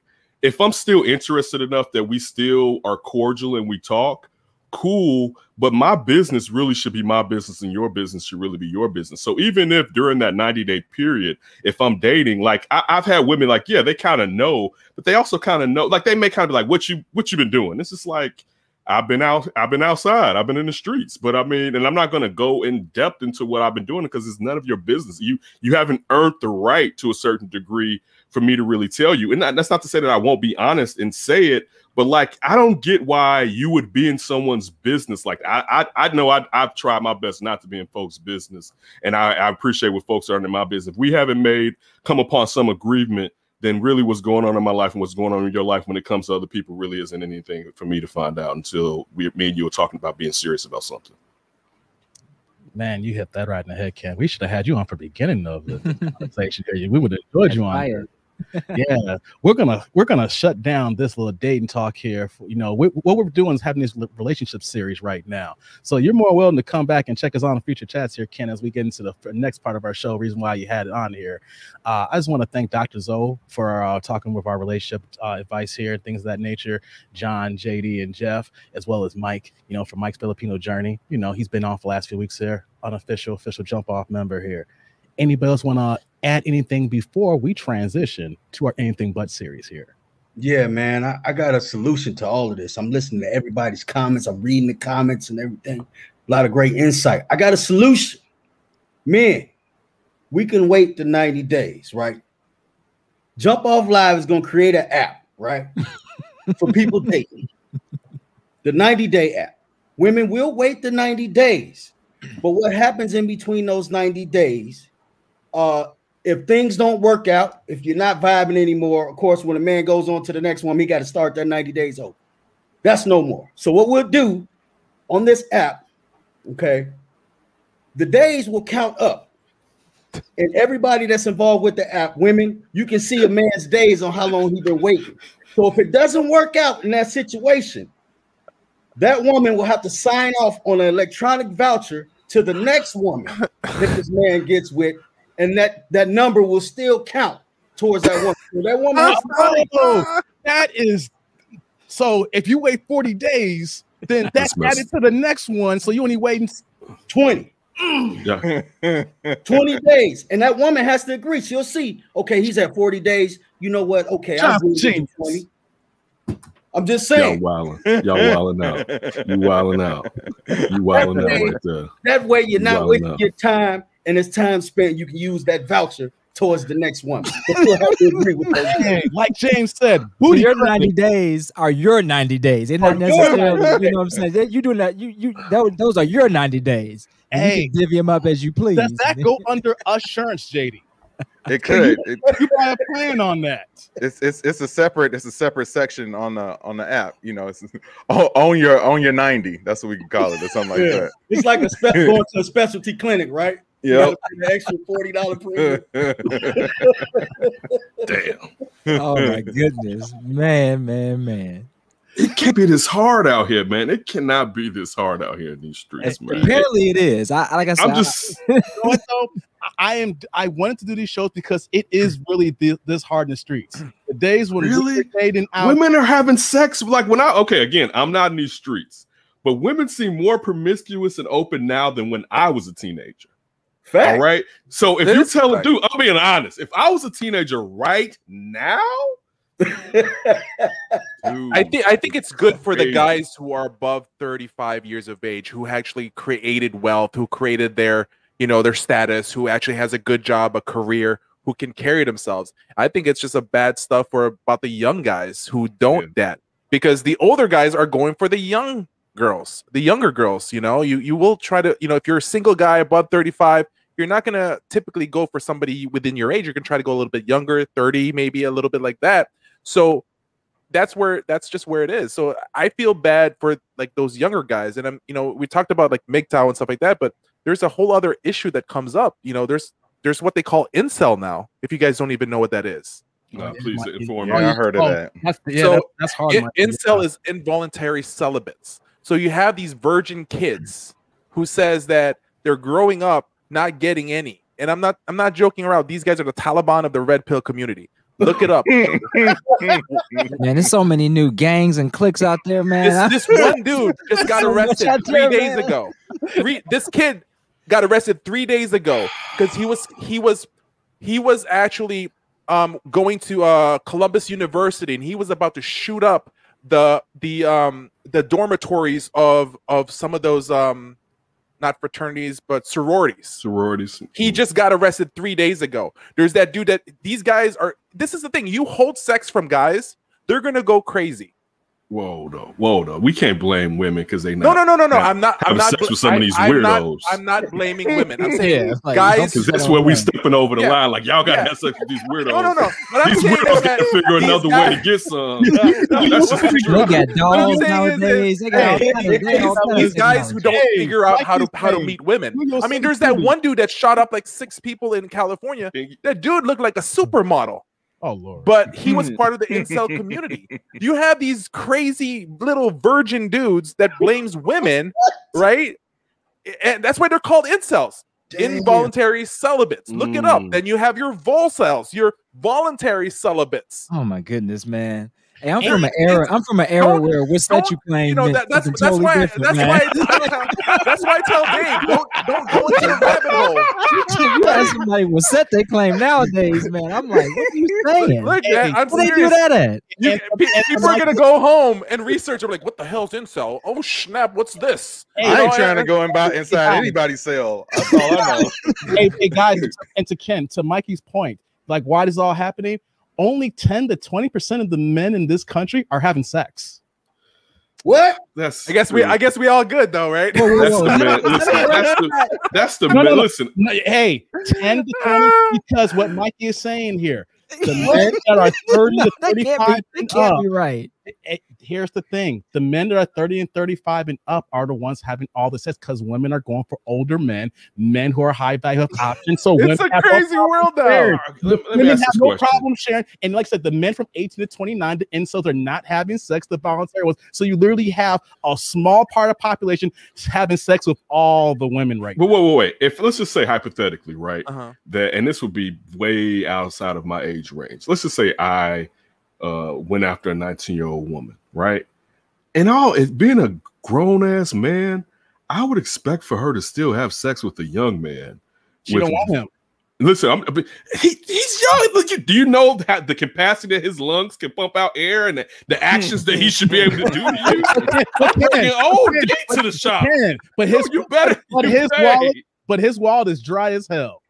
Listen, I that's the point. I get that. And that's the transactional point that we brought up earlier. Yeah, I get. I'm taking her to the. This is just how I thought how things moved out here. When I see like these Instagram models and we know they have a benefactor on these yachts, I still think that they're still having some intimacy with people around their age, just because like that still is eye candy as far as, you know what I'm saying? Like, oh, look at Moneybag Yo. I'll use him for an example. You know what I'm saying? My benefactor, he's not all tatted up and he doesn't drink lean. I like this, but you know what I'm saying?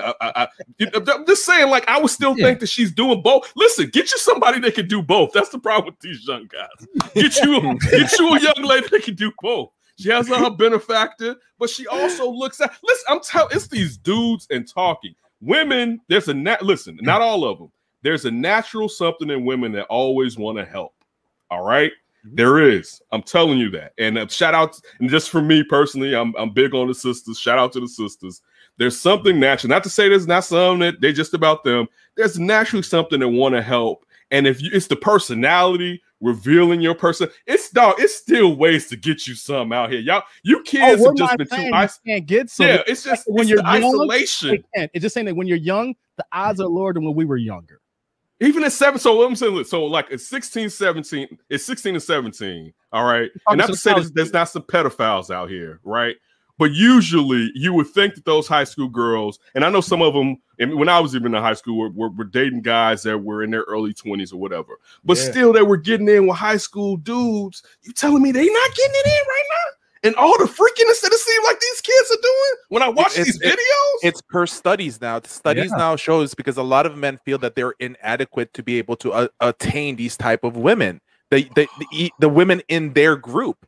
They just feel that because of this whole Instagram thing, guys are like, crap, I need a Bugatti, I need a Lamborghini, I need this. And so some guys even just have that, you know, that mentality, like, I can't even approach a woman right now. Let me ask you, women. Let me come to you though. The women will come. Like again. Ken, I'm sorry. I'll be quiet. It's y'all shot. No. I want to give you this here. I want to give you this, and I want to hear your honest feedback on this one here. Think about how Instagram has changed the game. Think about this girl in Idaho. She may be the baddest girl in Idaho in her small little town of 300. And you know, the couple of guys that she may get high school, you know, football player like that, or the college dude in that area, right? But with Instagram now, she creates a profile. Now that girl in Idaho is not getting hit up by guys in Idaho. She's getting hit up by guys from LA. She's getting hit by guys from Florida, New York, all over the place. And these dudes are able to fly her out now. So the dude who had a chance with that girl when you were getting it in, now that dude in LA who making $300K and he's 6'2", and he's like, hey, what's up? She ain't looking at that dude. Know why? Because that dude's friend zone now. Because now she has more options than ever before, thanks to Instagram and social media. That's just one example. And that's macro, but I'm giving that as a high example. Listen, the Drake said this in the line. She at home now. She at home now. She's at home now. You should be able to pull. I mean, again, I'm not. Listen, Mike. I wasn't the dude. Let me be full on. I wasn't Mr. Like, there have been times where I was Mr. Come Mac You Down. I wasn't super Mr. Mac You Down guy. And I've been rejected and I haven't been rejected. You know what I'm saying? And I mean, I guess I was fortunate. You know what I'm saying? I was blessed in life because the women, like, dog, put yourself in the game. That's the real problem. Now, again, if you've ever been away to college, all right, I would say this. If your girl we was doing a road trip and your girl's in the back seat with me, and I said something happened, but I had that amount of time to talk to her, we was gonna date. Now, not to say I was gonna take her from you, but me and her was gonna have we was gonna have some type of interaction. If I had that much time with if I got 3 hours to sit and chat it up with your lady, all right, and give the best impression of me, I'm coming, right? Like, and it's just, you have to put yourself in the game. And also, and I think we've all, but not to say all of it, I know at that time, I remember a young lady where she was like one of the baddest chicks on the yard, right? And I remember the first time that I got to spend some time with her, and I actually had like an ex-girlfriend over my crib at the time, and I left, and I just didn't nail it down, and I was around this girl a year later, and man, I came at this because one, I had the game. You got to go back into the shop, check the game plan out. What did I do wrong? All right, listen, I got to come at this like this. The next time I saw her, she was all on me from just how I was acting in that situation. And growth is growing as a young man at that time, because that just a leap in like a year and a half. There was a lot of growth in my confidence in being in this situation again and knowing like, dude, come on, this is not that serious. You know, I think that is a lot of, I think it's the isolation from social media, from the fact that you don't have to go outside if you don't want to go outside. You don't have to interact if you don't need to interact. It creates issues when it comes to organic interactions with people that everyone really needs, especially when you're awkward, because there's aspects of me that are awkward. You know what I'm saying? And I had to know that to overcome that. There's a lack of opportunity to work on that awkwardness. That's the issue. People are so attached to phones and everything else that, you know, I can mac down whoever I want if I got 15 minutes to decide what I'm gonna say in this next text. But when you are there face to face with that person, of course you're gonna be an incel at that point. What's that you claim? What's that you claim? And you know, don't forget also like the whole, I hate to use the word, but the Me Too movement of like, just not the original Me Too. I'm talking about the I hate to use this, but when the white girls took over with Me Too, you know, when they just straight up like those home feminist lady took over, it just turned into a whole thing. Just look at NBC. NBC's having this new thing set up with them, because we all hooked up with people at work before. Well, guys that are married don't admit it, right? I'm just saying is that we've all hooked up with people back in the days when we were at work. NBC is putting the new thing now that you can rat on someone if you know a relationship happening within the workspace. Damn. Yeah, so now they're preventing people hooking up at workspace when most people met their significant other or a person that they end up with in a long-term relationship at work. Now you have this thing at NBC. Who's next? AB, you know, who's next? Everyone's gonna eventually jump into this whole thing. And that's the problem. So henceforth, a lot of guys definitely are not going to be getting any. Yeah, I have to agree that not knowing how to approach a woman due to perhaps if she thinks that you're being insensitive or being crude can factor in. But I'll say this too. I think sometimes I was picking up my daughter today and I was standing in line, and it was two women talking, and you could tell the lady in front of her she had diarrhea of the mouth. She kept talking. She had turned around away from the lady. She still was talking and talking and talking. And you know, some people, when they feel nervous, they have to just keep talking. Yeah. I feel like sometimes with dudes, they don't know that once you have kind of engaged this woman enough to where she has some type of interest, shut your ass up and leave her alone until y'all go out again. You meet her, you engage her. You see if you guys are going to sit there and talk again later, then you leave her be. Dudes sit there and still want to be up under, and you end up saying something, all right, revealing something, over talking, doing too much. Where no. Get the next move in, then dip and let her do at this function whatever she's going to do, and you do what you're going to do. But people have this issue with disengaging after they've engaged and someone has already made a commitment to go further, even if it's just a date or anything else. That is such a good point. That right there is so true. And like you said about communication and engagement, the guys, like I said, the incels are not getting in. They're scared to talk to women. Just go ahead and say hi. Even if you're not going to get the number, just start a conversation in the coffee shop. where you waiting for your food. That's the way to break the ice and start getting those reps in. I'm not even looking for it. I could be in line and says, hey, how you doing? Just talk and make conversation because I'm bored. I don't want to be on my phone. If every man did that, you talk to 100 women, the numbers show that you're going to get 10 numbers probably if you're on your game. Now, women say, that's all? Out of those 10 numbers, you might sleep with one. So the point is, just talk to everybody. The numbers show that you're going to miss every shot you don't take. And the problem is, though, is that men are not taking that shot. They're not approaching it. Like you said, they're just sitting back on the phone. They know how to send a few text messages, JD, like you said. And then once they say, hey, what do you do? I like basketball. Ain't girl, don't check out no basketball, man. Like basketball. You know? Just be real. You got games on your phone? Yeah, you got some premium. What's your level on Candy Crush? You know? My last part, I'll say this too. You also got to find some new ponds. Like I know that, for instance, working downtown, you know what I'm saying? Like I'm a decent sized black male, and sometimes physically I can't code switch. You know what I'm saying? Mm-hmm. So some people are somewhat afraid of me because physically I grew up on the south side of Chicago.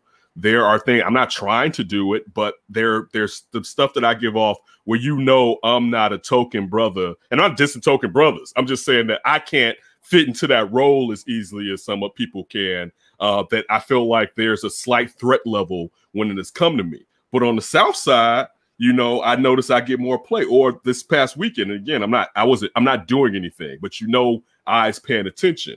I was in Milwaukee this past weekend. Man, if I lived in Milwaukee, I would really be getting there right now. They love a brother in Milwaukee. All right, you got to move around and see necessarily where your vibes fit. You know what I'm saying? Because if you're fishing in the same place and no one's biting your bait, you got to switch up the bait and or the pond that you're fishing in. That is such a good point. Damn, they love brothers out there bars because brothers are Milwaukee Bucks. Hey,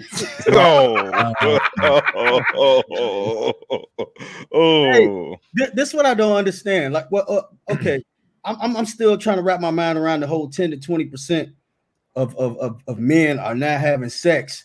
I understand, not everybody is as smooth as Billy D. Williams and all of that. But think about like Ken was talking about, from how it was back then to now. Back then, it was looked down upon for women to be very promiscuous. And we're not talking that long ago. But now they glorify thoughtism. Look at all these music videos. You know what I'm saying? How many thought songs are on the top 20 right now? John, hold that thought. Mikey's got to go. Hold that. Go, guys. You out, Mike? Yeah, I gotta go, guys. I gotta go. But appreciate it. Out, brother. Pleasure to meet you, sir. Have a good one, guys. Nice to meet you, Mike, man. Have a good one. Have a good one. Mike's Filipino Mike, Journey. Check him out on YouTube Mondays, Wednesdays, and Fridays. And whenever he does his premieres as well, Mike's Filipino Journey. Let's check you out later, Mike. Later, man. Now, John, the thought that you were talking about. Go ahead and continue. Yeah, man. I think on a previous episode of the Jump Off, we even had one young lady who did her little poem, Thoughts of a Thought. You know what I'm saying? It's like thoughtism right now is what's popping. You know what I'm saying? So you can be nerdy, you can be smooth, you can be whatever. Man, these women, these girls, whatever you want to call them, they're going these days. They're going. When we're talking about sex, period. Not talking about value, not talking about somebody that's worth it, waiting on her. I'm talking about purely sex. Thoughtism is glorified. And we all know that media has a big influence, especially on the younger population, but adults too. People, particularly women, they see these thoughts out here, glorifying it, talking about it, being it, showing what they got from being a thought. And out here in the streets, they duplicating that same thing, trying to duplicate those same results. So anybody should be able to get some. You shouldn't be an incel. You should be trying to share your sales. You know, Excel. You excel, right? Exactly. Hey, you shouldn't be, but that's the situation now. Like I said, Instagram, social media has killed the dating game because women now can have as many options as they want. They can. Men can too. Yeah, they can, but the problem though is that for men, our level where women are actually looking at us now, not us in this room here, but the new age dating game, it's about financial, it's about security, it's about securing what is next for them. And of course, for men, what we're talking about here, 9-day rules about sex.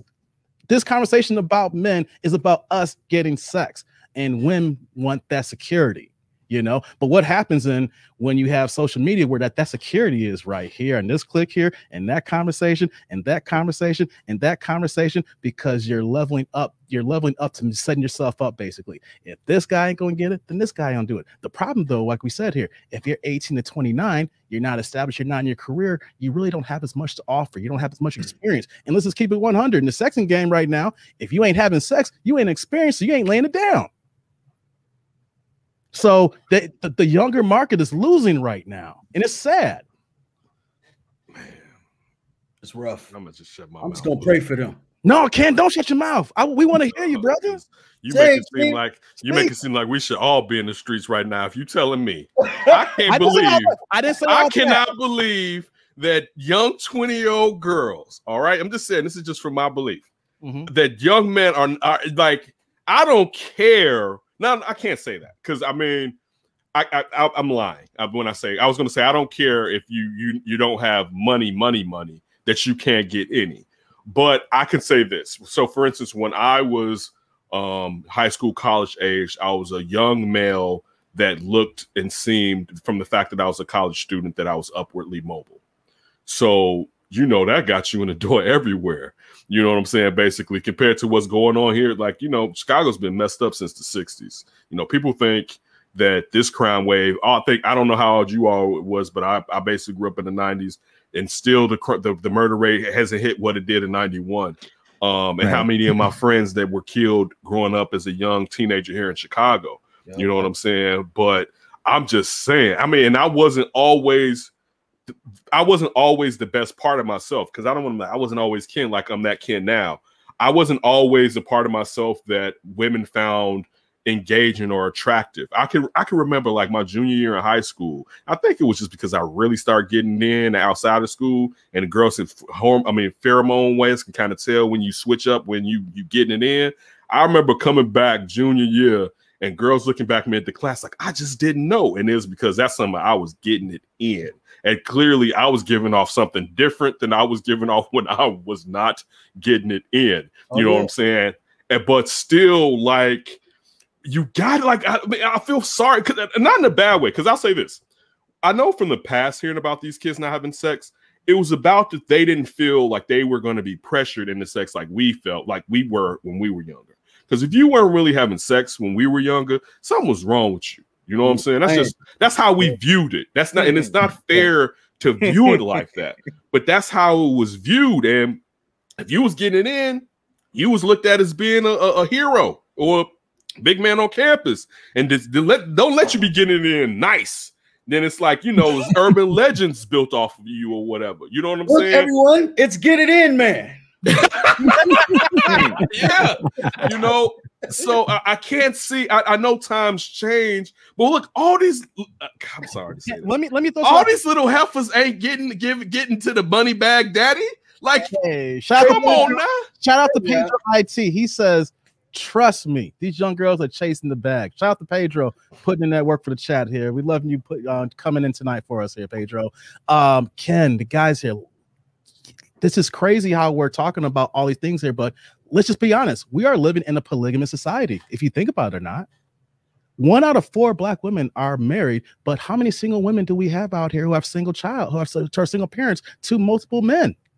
When I said that 10 to 20% of the men in this country are having sex, and how many single women are having multiple babies by multiple men? We don't want to look at it that way, but we are technically living in a polygamous environment, whether you agree with it or not, just by looking at the stats and how many single women out there and how many men they are sharing.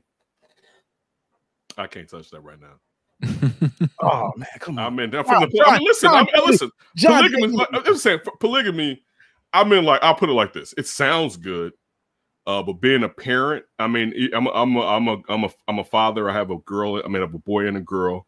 Even if I just had my son, I don't necessarily know if I would want him to grow up in that type of environment because of how it may form his views. And I mean, I'm naive and ignorant to polygamous relationships, so I'm sure someone that in that I'm just saying that when I know you're saying that people are doing it and they're not even open. It's not really. It's not being recognized. Polygamous relationship. If a woman has 3 kids with 2 different men, and she is still having sex with the one man and knowing that he's with his other baby mom, we see it all the time. That is technically a polygamous relationship, and that is happening over and over and over again. Hey, like she said there, polygamy without permission. I mean, it technically is with permission because you're okay with it. I mean, everybody's okay with it to a degree. I'm putting themselves in a situation. Like, see, again, this is me. I'm gonna give you full can. At about 17, 18, I realized I don't like girls that like drama. And I really never dated I only had one kind of, but I really didn't date girls with drama. It wasn't one of those things where after I knew, like, nah, this isn't the type of stuff that I like to go through. Like, how are you setting yourself up to be in these situations?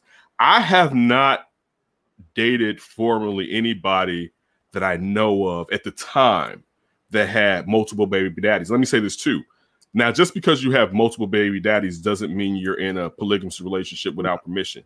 But just saying, but to go with what you were saying, I don't know if I've been in that situation, and I don't know if I will put you can take yourself out of situations. You know what I'm saying? Like, but again, that goes to options, and coming into this and learning from what you guys are saying, cats don't have a lot of options, so you may have to deal with the polygamy because, man, it's dry out here in the streets. Is what you guys are informing me right now, man. It's a lot of dry lowers. Like you mentioned about the 60s and how bad Chicago is. Dry loins? Johnny, you get I said lowers, but I do Johnny changes, you feel the vibes. Need to hashtag that, bro. For real. Dry loins. Dry loins. Dry loins. Yeah. Man, this has been great to have you on here with this talk here. We're going to transition now. So, JD, I'm going to do our load for anything but. For people in the chat, we're not going anywhere. It's going to be like 5-10 second little delay here, and we're going to get right back into it here. So this is going to be our anything but for reason why we had Ken on here.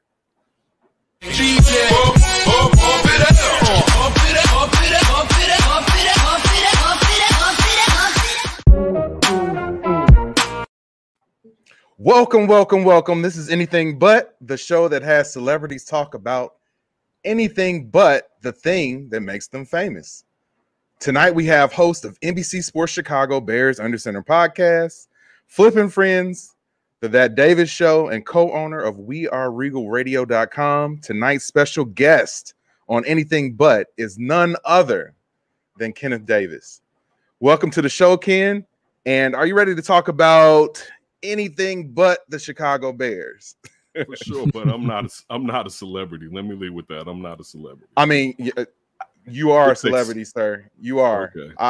I listen to you weekly. I've seen you on TV multiple times. Like you gotta claim your celebrity status, sir. Take it in, Ken. I'm good. I'm good off that. You don't want that, Ken. Nobody wants that, Ken. All right. But I'm ready, JD. Okay. So basically, I'll break it down for everybody who hasn't seen this before. We have a set of interesting, diverse, unique questions that we're going to ask Ken that will give him an opportunity to show who he is as a person outside of all the things that make him famous. So if you like the show, if you like what we're doing on here, make sure you hit that like button, hit the subscribe button, so that you don't miss any of our shows or our live streams. Ken, your comments from the show before was amazing. So everybody who's watching this right now, please go back and watch the live stream where we talked about relationships. So with that being said, we'll jump into anything but. So I'll go ahead and ask the first question. If you got into a fist fight, sir, with some random who just walked up to you on the street and you had somebody from the various different things you do, the Under Center podcast, the Davis Show, who would you want to fight alongside you, sir? All right, so I guess Under Center, Tony Gill, producer over at NBC Chicago, has been who we had on the show. Yo, you had Tony on the show? I didn't know you had. Oh yeah. Listen, so Tony has been my brother for years now. So I know he would give it his all, but Eric Strobel, and we haven't had the opportunity due to the pandemic to physically be in the same place with one another, but clearly I know he's a large male. He may be able to back me up in the ways that I need to back up. And then you have Adam Hogue. Adam seems scrappy. It's AF. Can y'all curse on here? I didn't want to come on here and be disrespecting y'all. First show we can't curse. This one you say whatever the fuck you want to say. Yeah. All right. Big facts. Scrappy is I didn't hear shit what you just said just then.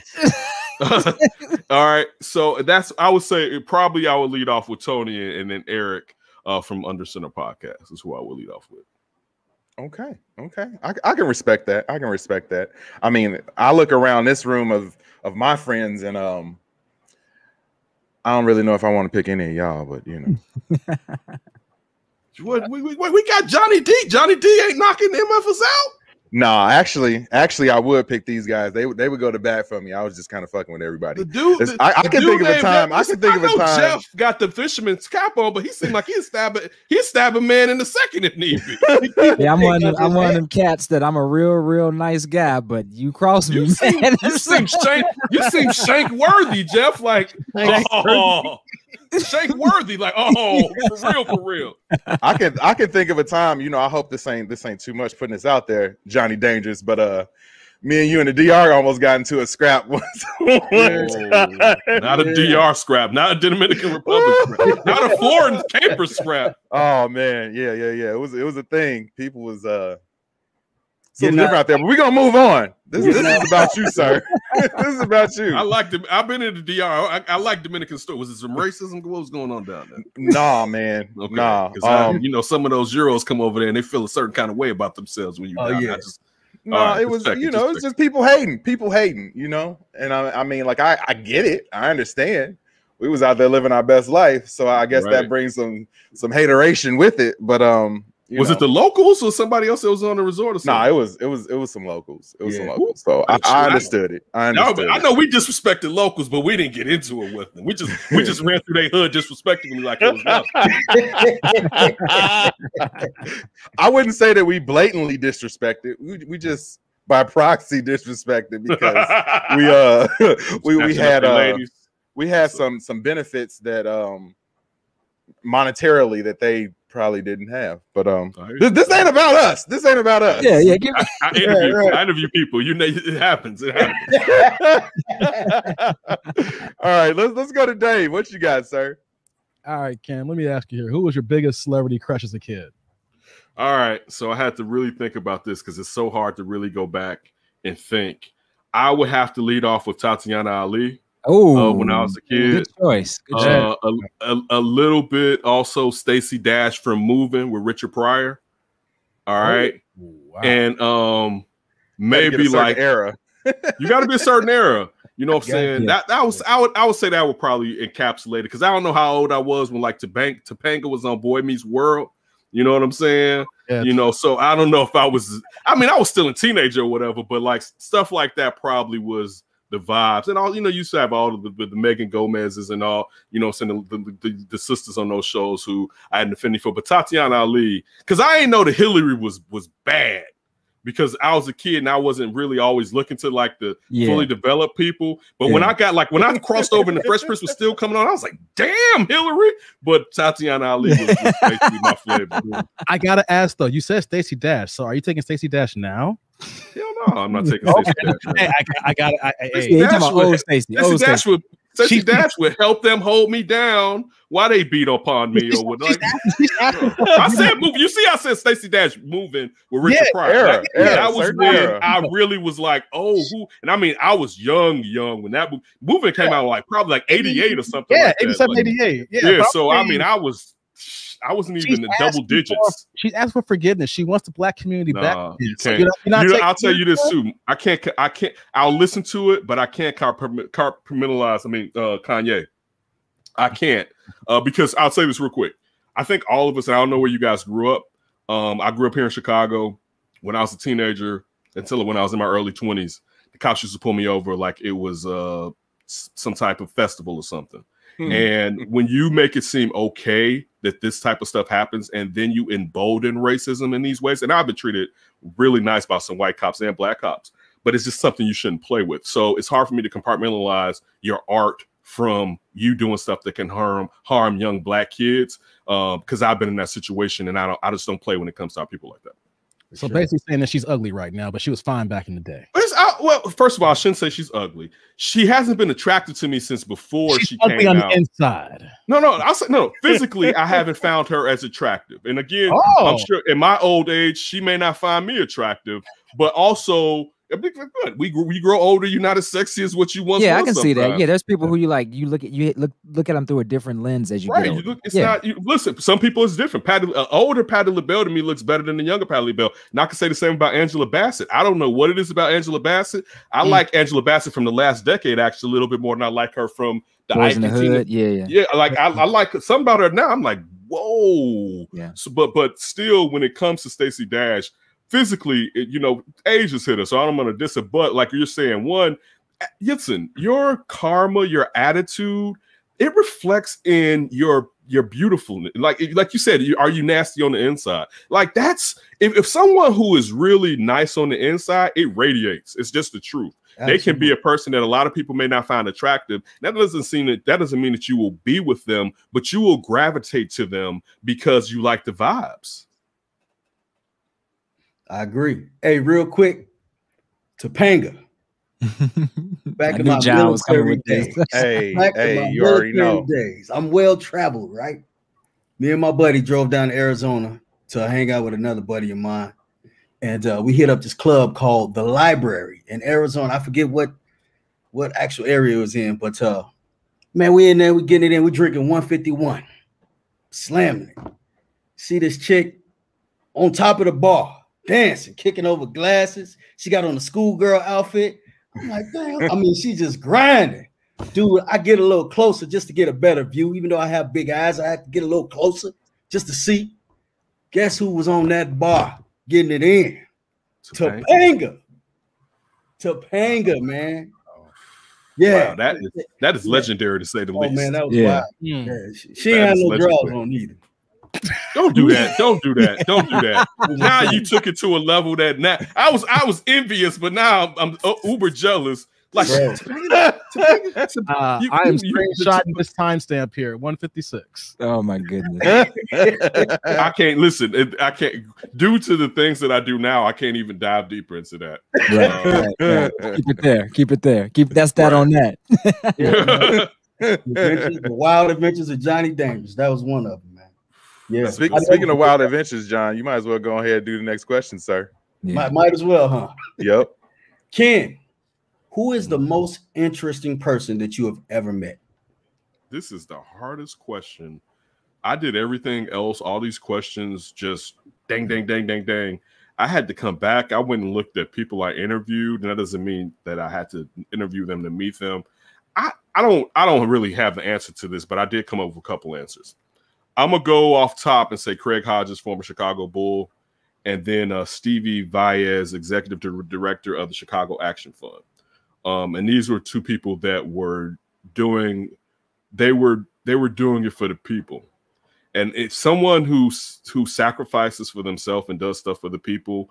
I admire that. So even if some celebrities that I've met, and that's not to mean that at the tons of people that I've interviewed, I mean, no type of slight to you that you weren't interesting at all, because I appreciate people taking the time out to allow me and even my former partner when I was in a group to interview all these people. But I would say people that do the sacrifice and do the work, the good work, you know what I'm saying, are the people that I'm most interested in, because it's something that I would like to do. And I've done things, but I haven't fully committed to doing things. So I admire those people. Absolutely. Great answer, man. I met Craig Hodges once before too. You're a real one. He was dancing on the bar too, wasn't he? Don't you disrespect, JD? Don't you disrespect Craig Hodges? Don't you disrespect Craig is thorough. Craig is thorough, man. He is so down to earth, very humble guy, man. We were conversing probably for about 5 minutes before I realized who he was. I said, man, you look so down. He actually lives in the suburbs of Chicago. Olympia Field. He's catching the train. I've had the luck of talking to him several times. loves his people, Love his people. loves his people, and I mean people that love their people, and particularly my people, I love them back. Absolutely. Yup. No doubt. All right, Jeff, on you, sir. Yes, sir. Yes, sir. Who is most responsible for making you the person that you are today? My grandmother, Okay. Pauline Keaton, my grand aunt, Mary Washington, and my father are the most important people. They were all these people from Alabama, and my father had me when he was 35, so he was an older dad. So I'm kind of older than my age to a certain degree because I grew up in a house with these old Southern people, you know what I'm saying? But they are the reason that they brought the calm to my city ratchetness, that if I didn't have it, I probably would be in jail. Or have been in jail, I should say. I probably would have been out by now. Yeah. That's real, man. Yeah, that's great that you had those influences like that to keep you on the straight and narrow. Yeah. Well, I didn't want to let them down too. That was the large thing was, even when I got in trouble, I wouldn't let them know. I remember this one time, this cop pulled me over and I started talking spicy, and he took me in, and he was like, "You gonna call your family?" I'm like, "I'm not calling nobody. You gonna let me go in the morning? I'm just gonna tell them I spent the night over somebody's house." And I remember this girl came to the police station, and she was like, "Just go over there and fake like you're gonna call him, and he's gonna let you go." And I went and faked, and the cop let me go or whatever. But I didn't. I remember my father talking about my great grandmother, Daisy Washington, and because my great grandmother raised my dad. Like, it's funny, my grandmother kind of was my mother. My great grandmother was my father's mother, because my grandmother was moving around with her second husband, who was in the military, and my father was in Alabama with her and my great grandfather. And he told me he didn't want to let Daisy down. And the same thing with my grandmother. I didn't want to really, so even if I was doing something I wasn't supposed to do, I didn't let it really come back to the house, because I didn't want them to feel like I was letting them down. I think having those multiple generations in the household is one of the things that's lacking with totally agree. Families and relationships with young adults these days anyway, man. And I know I can speak for myself, and I knew that I grew up in a house where, I had my mom and my dad with me and my sister, but right next door to me was my grandma. The other side of that house was my aunt. So it was like, those types of relationships between family members are rare these days. And I think that, especially in our community, I think our community suffers because of that. I'll say this too, to piggyback on that. Another problem is older people don't want to be older people. So, a lot of people don't want to be called grandma. And I'm not even putting on the name of grandma, but the actions of grandma. Yeah. You know what I'm saying? Like, like a lot of people, regardless of, even if you still have those other generations, they're still too busy trying to live their life. And that's not to say you shouldn't live your life, but like, I don't know. I don't get it, because I was raised by people from the South. So I know that I have to serve. So I know that, for instance, like, I'm never, my job in my life is never to spend, I mean, of course I can spend a night out, but I mean, if I was traveling, but never like to spend a night out away from my kids. Like, and again, I'm not dissing anybody that's not in the house with their kids, but I have to be, you know what I'm saying? Because it just feels like the code, you know what I'm saying? And a lot of people, and they could be 70 years old, aren't living by the code. Man, that's so true. Yeah. So that's because grandma's now like 29 years old. You know what I'm saying? Right. She want to throw it back in the circle. She want to throw. She want to outdo her daughter. What you sure say? I seen her mama hold her baby, put her hand on her car. I forgot that little John song for back in the days. It's like, grandma's a freaky. Listen, we've all dealt with a freaky grandma in our life or two that was in her 40s or something like that. No comment. Everybody got real quiet. Yeah. that might be a dark show conversation we might have to have here. We had to broach that topic. Yep, we can go to that one too. Just not on this show, and preferably one where I'm not on too. So, anything but, right? Anything but that. Emphasis on the. Oh, let me stop. All right, Dave, it's on you, sir, man. Okay, you in the lottery, Ken. What's the most ridiculous thing that you're gonna buy? Probably a homestead off the grid. Off the grid. Yeah, like I mean, because if I win the lottery, I can make sure that it's fully powered. You know, I got solar, I got wind, hopefully I have a well that's not poisoned by fracking. I want someplace. I want someplace that in case the bomb hit, but my team is secure. Also, just in case, I don't want to be controlled. You know what I'm saying? Like, I don't want us here. I didn't hear you. What you say? You gonna go incel on us here? No, it wouldn't be. Look, I would still. Look, I also put Villa. Also put Villa here too. It'd be one of my spots, but it still would be that I have my spot in case it gets real randy out here. You know what I'm saying? But I mean, like, I want that. I want my own piece of land that no agency is providing me with anything. I don't have to answer to anybody, and I'm totally self-sufficient. I can dig that. It's a wonderful answer to that question. That is, man. That makes me kind of want to change my answer. I was just gonna say I want a house with a pool. Controlled by the man. Right. And in the man's water. Would you go to Africa and buy a piece of land where Akon's building that city? He's building Akon world. You know, whatever. Every time I mention that to my friends, they tell me not to trust it. I would own land. I would own some land in Africa. But see, the only thing about that is my familiarity with the governments, with wherever I am, who's the man, Akon. Do what exactly? So how do I have to placate to Akon, right? And then how long does that protection last, right? Yeah, like, and the last thing, listen, I don't want to get. I have many friends that are first generation Africans. My first best friends, like 2 doors down, were Nigerian. Like I had a lot of Nigerian friends and some Ghana friends and some Asian friends growing up, but I ain't trying to get macheted. All right, it's just facts. You don't want to be facts. They wield those machetes in a different fashion. They wield those machetes in a different, just like the feet game from soccer. Like you know how we grow up. You know, you come up on a cat that's playing some soccer. You gotta change your whole format on defense. All right, because his feet game is totally different from what you used to. Oh man, yeah. I don't trust anybody with the name Akon in their name. I mean, he a con to begin with. Con with a K. Right. He got his own crypto coming out too, doesn't he? Yeah, man. I ain't buying it. That's gonna be part of the currency in Africa. Wow, man, he got a lot of big ideas, man. I really hope that he's successful. 2025. The city's going live in 2025. Yeah, and Akon, if you watch it, we can have you on anything but, so you can't talk about your city. Or your music. Right. Or your music. All right. Who's up next? Oh, it's me. Who or where would you haunt if you were a ghost, Ken? This is a difficult one. Someplace close to water. All right. I don't like being landlocked. I got to get one of these Midland oceans that we got in our backyard.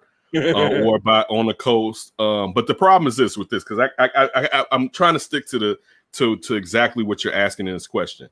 Haunt gives off the messaging that it's like I'm messing with living people vibes, right? So I would say my kids or grandkids if I wasn't like some type of poltergeist or something, right? But it feels like you making me into a poltergeist. So I would say I would probably haunt some racist people who live next to large bodies of water. Some get back. And then like I can haunt them, and then I could go watch the sun come out and then be like, all right, I'm about to go haunt their asses some more. Like, you know, it would probably be a situation like that if I had. But if it wasn't like I was a specter or a poltergeist, I would want to be able to protect my kids and my grandkids. Hey, see, that's go ahead, John. I'm sorry. I was gonna say, kid. Hey, the folks be like, hey, it's a good day to get out here, Jasper, go skinny dipping. They get in the water. Can't be the chocolate. Yeah, you wouldn't want that. You wouldn't want that type of smoke right there. But if I'm a poltergeist, I'm probably gonna haunt some racist people. I mean, I'm gonna mess some racist people up probably. Jasper, don't go in those damn waters. I'll protect my own. Oh my God. Or maybe it's like you know what?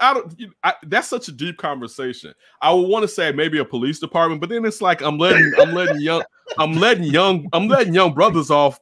I may want to just haunt like up and down the annals of Stony Island and protect the East Side from something. You know what I'm saying? So it's a lot of different. So then you'll be Candyman. Yes. Skin folk can catch that haunting too if they just doing a disservice to us. Yeah. So it's a lot of people that I would probably want to haunt, given the abilities to haunt someone. I'd be a freaky ghost, straight up. Oh, hey no, man, you a rapist ghost? Yeah, I'm about to say you gotta be careful with that, man. Hey, he got that from Scary Movie too. Just like I'm gonna be out here straight taking it. Like no, like oh my god, it's cold. It's cold. Yeah, that's me. Hey, look. Ghost, I swear you can have it as long as you just wait 90 days. 90 nights. 90 nights. That sounds like a movie. I know, right? 92 days go by, you Freddy Krueger. You lied to me.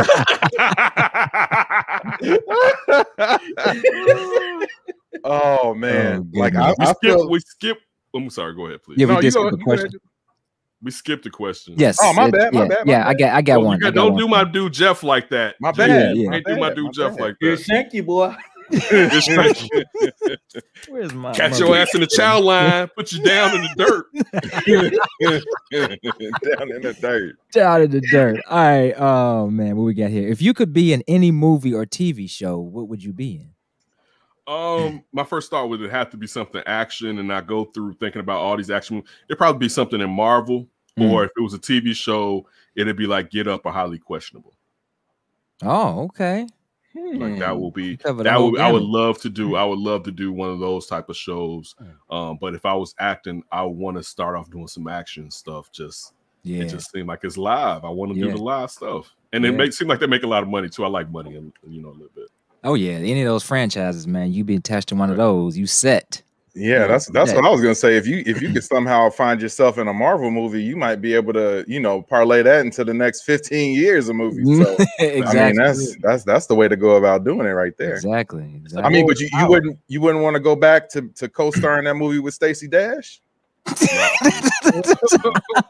You can't again, listen, I don't want to take away from anybody and their views of anything, but when it gets to the point where you are playing up something just to make somebody else like you, it's very dangerous to me. I mean, because I feel like over the past 4 years, regardless of what side of the aisle you're on, you got to be honest with knowing that a lot of mess has been emboldened, and us being at the bottom, this emboldening some people is a lot more dangerous to us than it is for a lot of other people.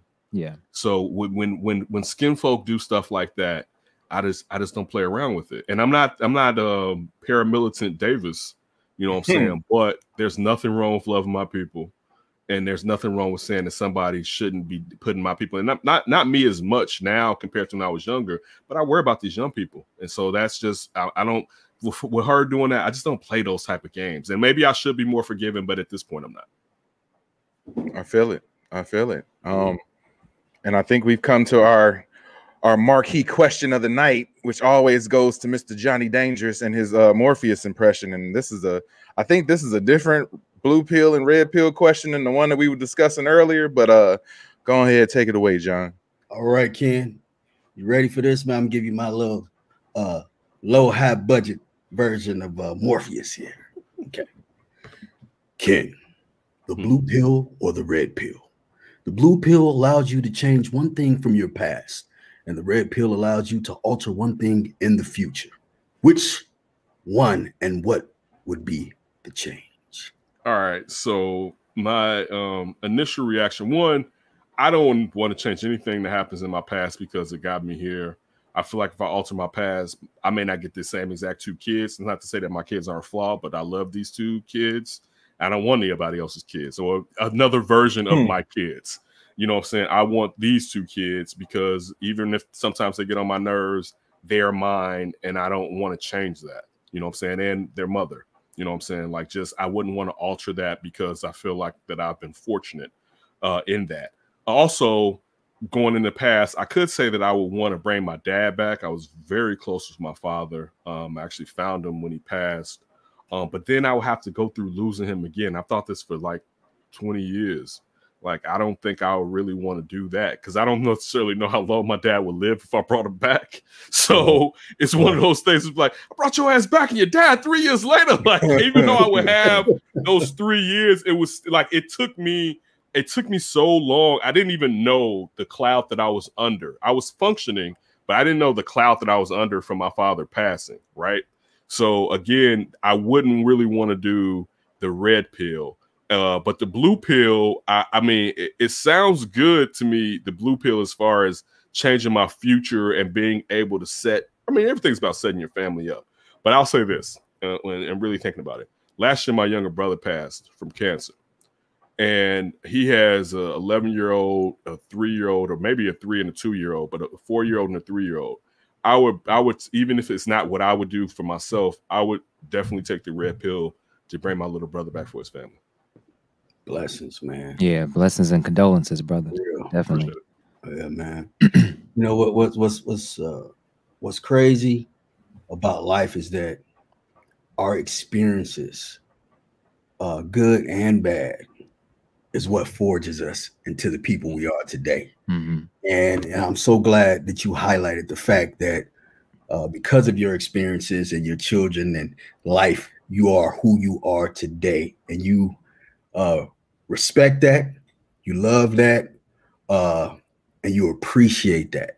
And I think a lot of people need to understand that no matter where they are in life, their experiences are what's got them, or what's brought them to where they are today. And if people can just hold on to that and realize that and learn to love themselves, I mean, man, you know, tomorrow's another day. You know what I'm saying? That's a day facts. to improve, a day to get better. You know, That's so facts. man, that's beautiful. Thanks for sharing that, brother. I appreciate it when you say that. That's facts, man. That's facts. Everything you said is facts. Yeah, for sure. Jay Dizzle, you on mute, bro?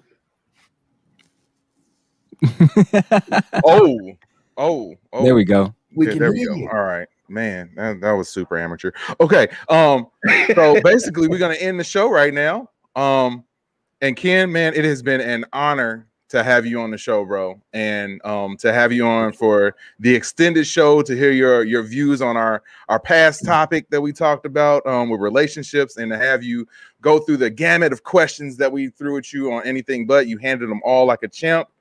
I don't know if anybody else will be able to do it as good as you did, but if you had to suggest or call out one of your peeps to be on here, who would you call out, sir? Well, initially, I wrote down Tony Gill, which you told me he's been on here already. Yes, he has. Yes, he has. Had a blast.